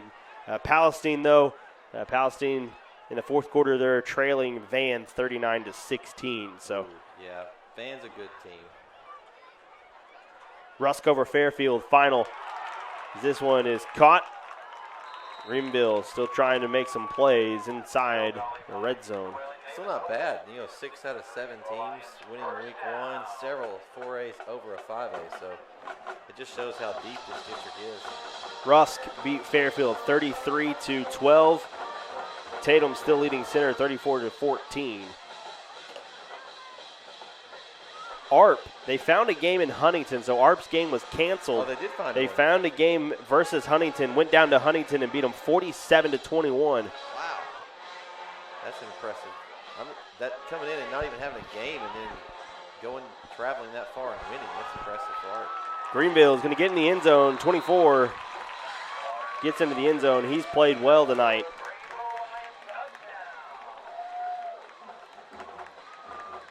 I think most of the backup defensive players are in as well right now. I think a lot of these players are playing both ways right now.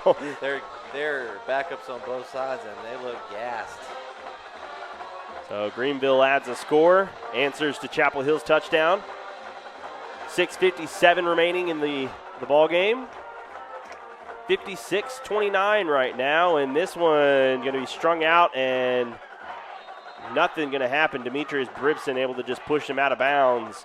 So the score is going to remain 56-29. We'll be back here in Greenville.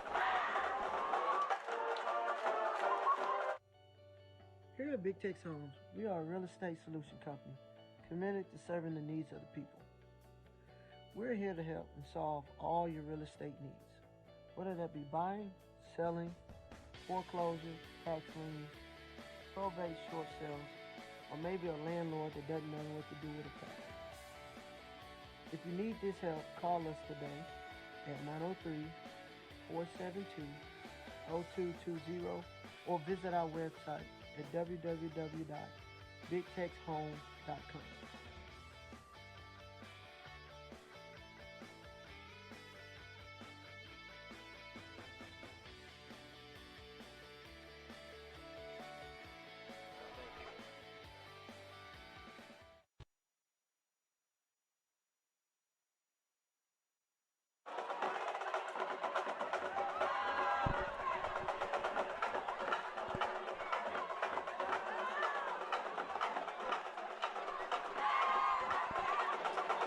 So this district, the District 9 4A that Chapel Hill is in, is going to be a very interesting district. It's a deep district. I think they still call it the District of Doom. Chapel Hill has been in the District of Doom, I think, for 15 years, it feels like. They've been in the District of Doom for a very long time. We have Henderson, Kilgore, Lindale. Of course, three of the teams from the same district was in the in the third round last year in the playoffs. Well, we got rid of Carthage a few years ago because they dropped down, but then we got Lindale. Yeah. So, and they went to state. So, it's changed a few teams here and there, but Kilgore, Henderson, Chapel Hill, those three have been in it for a while. All the time, yeah. Kilgore, of course, welcoming in a new coach. It's Clint Fuller, defensive coordinator from Pleasant Grove, coming over to Kilgore, take over for Mike Wood, who moves into an AD position only, so he's still there. And they got that win against Nacogdoches tonight in his debut for the Kilgore. And Henderson looking like they'll get a win in their new head coach's debut. Ripson hands it off up the middle. Gain of about 4. And I'm sure we'll see a lot of handoffs right now, trying to run the clock. Dakota Bonner on the run. Yeah, as we wind down tonight, I want to shout out to our sponsors once again. We couldn't do all this without y'all. IPS, Ebenezer Church, Wooden Bean, Brandy Messenbrink Property Shop Group, Big Tex Home Investments, and Karen Murphy with Century 21 Real Estate. We really appreciate y'all. Don't forget about Hector Garcia and his lawn care service sponsoring all the touchdowns this evening. Bonner, good enough for the first down, almost to midfield.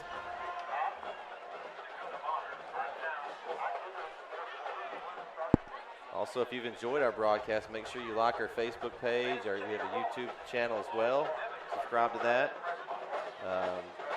We're having a weekly show kind of talking about this week's game and previewing next week's game. So don't forget to check that out this week. We'll be putting that up. Also, we'll probably be traveling over to Texan Live next week to do our game on there. We'll have some more information on that as the week goes on. Dave Campbell's Texan Live. Yeah, Dave Campbell's. Ball's on the ground. Greenville still trying to pick it up, and they finally get on it. So turnover, the second turnover for Chapel Hill in the ball game, and 5:28 remaining. And it'll still be me and Logan on the broadcast. Yes. So we'll still be there. Just follow us over there. Subscribe. They've got Dave Campbell's Texan Live. They've got a lot of things you can get with your subscription. So go ahead and subscribe to it. I think you can do a monthly subscription. I'm not sure what the rate is now. I think it used to be $9.99 a month. But just go over there, get subscribed up, get ready for us next week. And if you like Texas high school football, you should subscribe. I mean, it's not just Chapel Hill. Last night I watched Crosby versus Carthage. Yeah. Last night, sitting at the couch getting ready for this game, was able to watch some football, and they have replays that you can watch. Yeah, you can watch it. You watch any of the games that are on there. It's great service. Greenville is going to take a timeout. I want to take just a little bit to talk about the district that we're in because, of course, last year Lindale reaches the state championship, has to get past Kilgore for the second time in what was a great game down there in Nacogdoches. We had that game, which was a lot of fun. And right now, Kilgore is ranked number 9 coming into this year, and Lindale number 8. Now, if you're not aware, Dave Campbell's has ranked Chapel Hill number 12 to start the year. So we're the 12th team in Class 4A Division I right now, and we'll see how some things shake up. I haven't looked at any of the other schools ahead of us. If anybody has lost, of course, looks like Lindale and Kilgore will both win. But it's going to be an interesting district. Kilgore, like I said, has a new head coach, lost a lot offensively, lost their running back, quarterback, and a couple of their star offensive linemen. So offensively, Kilgore is probably going to look a little bit different this year. And we'll see how they look. Of course, Lindale lost Jordan Jenkins, but has a lot of returning players on their offensive side. Wide open player down 14. They've been setting that up all night. Little swing pass, fake, and the outside wide receiver just runs a go route. Everyone bites on that fake. Wide open, and that one's one you want back. Yeah, that's just a complete defensive breakdown there. Somebody was not covering. He was open. There's no other words to it. Somebody wasn't covering their man. Yeah, they had been setting that up all night. They've thrown that swing pass probably 4 or 5 times tonight. This is the first time that they didn't throw it. They faked it. And it's something that you're talking about the district schedule and stuff, Logan. Something that we discussed the other night on our little preview show is Chapel Hill has, of their 3 district away games, they're at Lindale, they're at Kilgore, and they're at Henderson. So going those places on the road is going to be tough. I don't know that you could draw any tougher of an away schedule in this district. Yeah, last year all of them were home, and it kind of worked out in our favor. Of course, we didn't beat Lindale or Kilgore, but it was especially that Kilgore game, that second half against Kilgore last year. I think that a lot of that had to do with the home crowd. And then, of course, that last game to get into the playoffs and beat Henderson. Well, that wasn't something. That was obviously important. So this year, got to do it all on the road. Yeah. We haven't been to Lindale. They have it's been a while since Chapel Hill's traveled to Lindale. My fondest memory of going to Lindale was, I think, the year we won state. I think they still played them a couple years after, maybe 2012, 2013, maybe. And I sat on the concrete in front of the away stands. That was how packed it was. I mean, it was lined up. You couldn't get a seat in the stands. You had to sit on the concrete in front of you. You've been to Lindale visit inside how they have the concrete in front. It's just one of those vivid memories I remember from that run. But I expect it to be a pretty packed house. That's become a pretty good rivalry here since they've joined our district.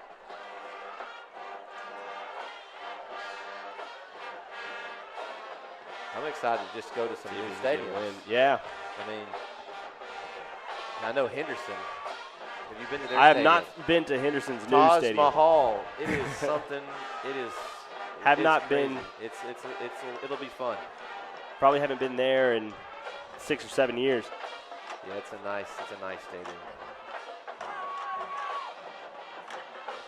So 5:19 remaining in the game, and an onside kick here.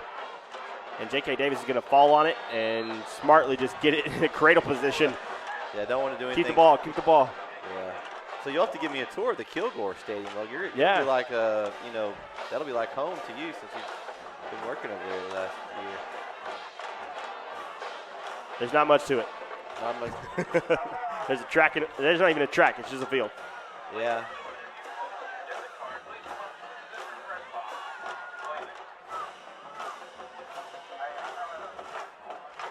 It's a pretty good turnout, I think, for this far of a game. I mean, game one for Chapel Hill. Yeah, game one especially. I mean, we've got a pretty good crowd. I mean, I'd say at least as many as the home stands has right now. Yeah, it seems like it.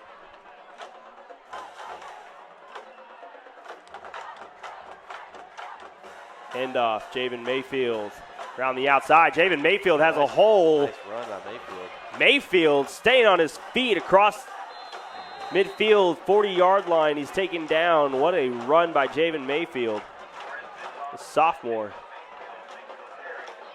Definitely a very good athlete. I've seen him on the hardwood, but this is the first time I'm getting to see him on the football field. So it was a great run by Javen.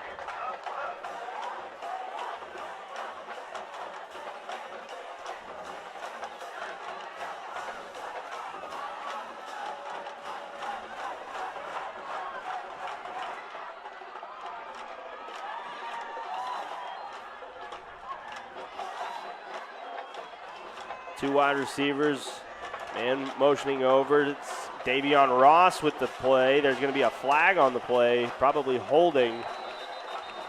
Usually in that vicinity, it's holding. And it's going to be holding. And Davion Ross's helmet pops off, so he'll have to go to the sideline.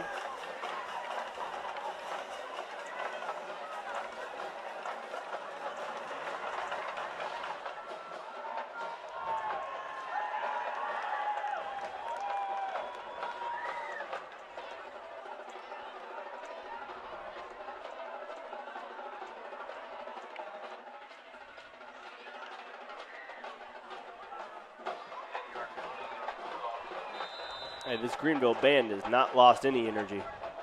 It's like they've been playing for 10 minutes straight. 4:20 and clock's still ticking.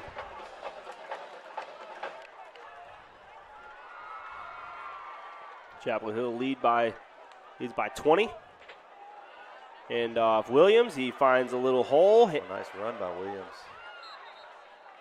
Another good one. He's had several. He's played well.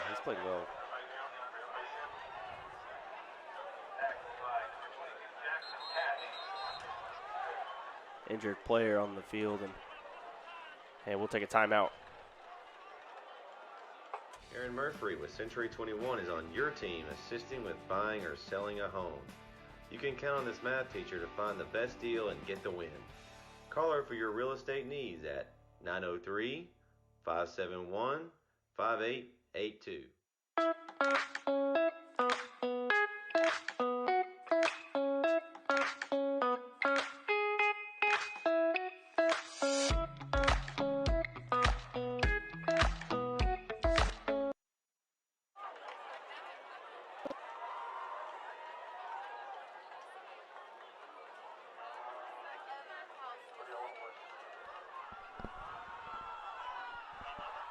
Clock is running, and Chapel Hill is going to take every second they can off this play clock.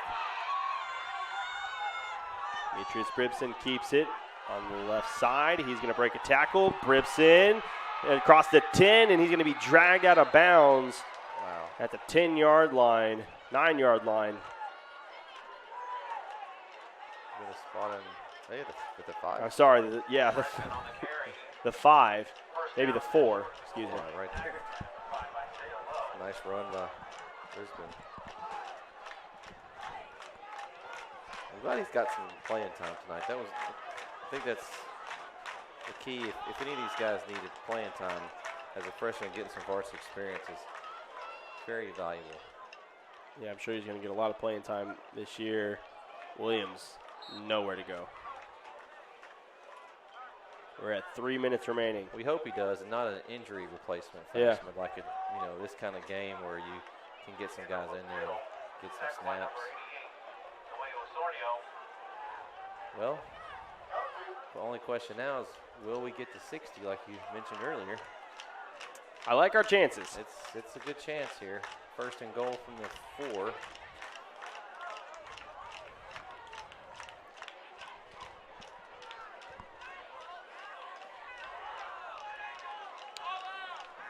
I do have an update. We're going to see Javen Mayfield trying to get in the end zone, and he does. All right, good job. Gets 60 at least. By Mayfield. Have an update.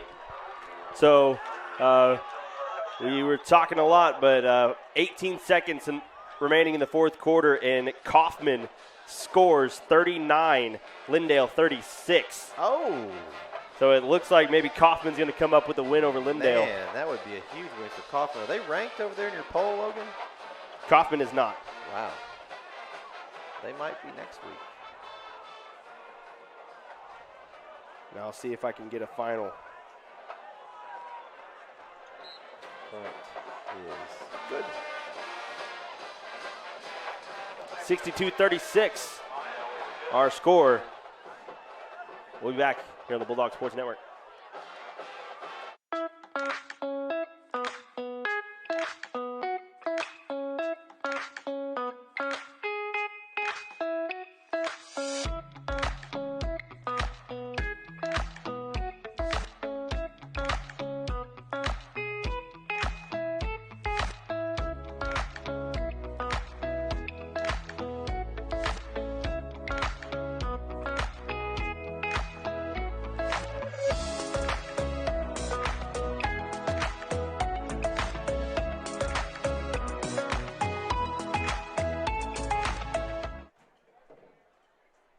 So final in Kaufman 39, Lindale 36. So Kaufman came from behind and got the win over Lindale. Well, that's an impressive win for Kaufman. I kind of wondered how Lindale would do. You know, I know they had a lot coming back, but Jenkins was a lot of their offense. He was. And you got to wonder if they have him at the end, if they could have ran out the clock when they had that lead. They do have a lot. Their quarterback's back. He's a senior. Got a lot of weapons on the outside, and a lot of their offensive linemen, I think, were juniors. But Jenkins was a workhorse. Jenkins was special. Was the word that I would use for him.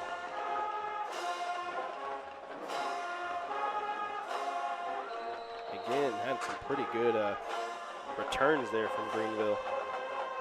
Yeah, they've had a good return and got started. They've had some good starting field position. I mean, it's not like they've been down starting at like their own 10. I mean, they've had 35, 40, even 45-yard line up here close. And just the Chapel Hill, I think the first team defense, were they on the field with that second touchdown? Maybe, but I think that they've given up 2. I think the starting defense gave up 2 touchdowns. So after that, I think that was the last time they were on the field. So yeah, the last 22 points have been on the second team, which they're playing both ways right now. So again, I think we talked about they're probably going to be gassed. Yeah. They're getting plenty of playing time right here. New quarterback in for Greenville there. This quarterback was warming up earlier in the first half. Lefty, number 18. To start the second half. And so it'll be interesting to see the polls now. Lindale loses to Kaufman in their opening night. That made me move up a spot, huh? Yeah. I would think. At least one spot. Especially after a performance like this against a 5A team. Swing pass out to the left side and knocked out of bounds at midfield. Got a flag back in the secondary or something. See what they call.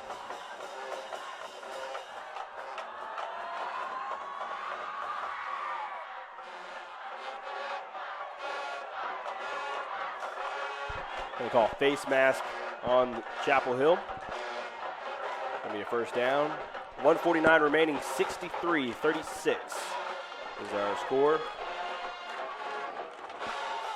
Again, all the touchdowns tonight were sponsored by CNA Lawn Care. Hector Garcia. You need mowing, tree trimming, landscaping, edging, hauling off limbs, Logan? Mm-hmm.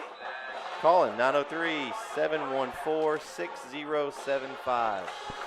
Sure I could find some other things, too, I need done. Long pass, overthrown, incomplete.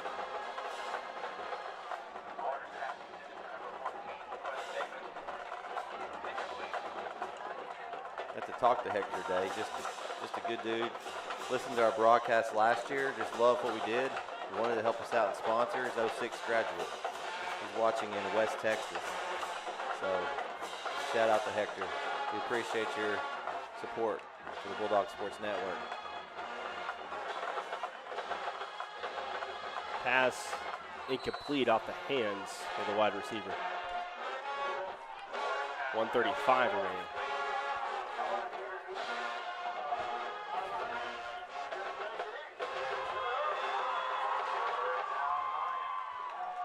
Well, it's going to be a long drive home, but Man, you're going to have a long drive home. Let's go home after a win. yeah. This team's going to have a long walk to the locker room here at Greenville. I know y'all can't see, but they have to walk all the way to the campus, the away locker rooms at the campus. This one's caught around the 25. Stiff arm, bounces off a tackle, and is stood up around the 10. Yeah, I think the walk might not be as long. If they had lost this game, it would be a lot longer. I think overall, Coach Reardon and staff's going to be pleased with what he saw. I think he's got some things that they'll work on and clean up. But, I mean, overall, pretty dominant. I mean, yeah, it looked really good offensively and defensively. Just penalties on the offensive side of the ball was really one of the main things. We had 3 touchdowns called back for about 70 or 80 yards penalty-wise. And that ball is incomplete. With 1 minute and 1 second remaining in the ball game. We had 3 touchdowns negated by penalty. We'd also like to thank everybody for letting us work through some technical difficulties we had this evening with the broadcast. Thanks for staying with us. Again, this is week 1. Just like the Bulldogs, working out some kinks as well.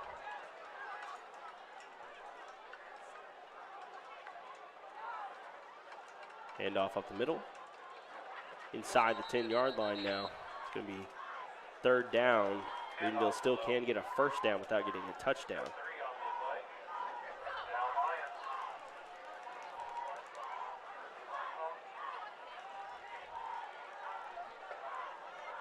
Clock running, 40 seconds. So it was an impressive win for Chapel Hill offensively. I thought we saw some good things from Tyler Jones, pretty accurate with the football, throwing it. Didn't see as much quarterback run game as we saw last year with Cam Ford. Yeah, he ran when he needed to a few times. It just, otherwise, I mean, the only thing I saw, the one interception, he fumbled one, but Yeah. I mean, overall, I think he played well. I mean, for Played game pretty 1. well, he did. Didn't have those, like I said, those direct quarterback run games that Cam had last year. And a couple of his big plays and big throws were neutralized by penalties. Yeah. So. And that's going to be a 4th down stop. The defense holds. So the Chapel Hill offense is going to have another chance. Well, And actually, they're just going to let the clock run. it ran out. So that's going to be the end of the ball game. Bulldogs win 63-36.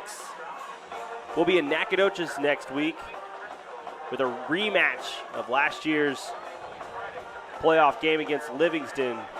I'm fired up for that one. That's going to be a really good game. Ready for that game next week. Hopefully, we're going to be on Dave Campbell's Texan Live next week. So be sure to subscribe there so that you can watch your Bulldogs in action next week. Final from Greenville, Chapel Hill, 63, Greenville, 36. You've been watching Bulldog football here on the Bulldog Sports Network.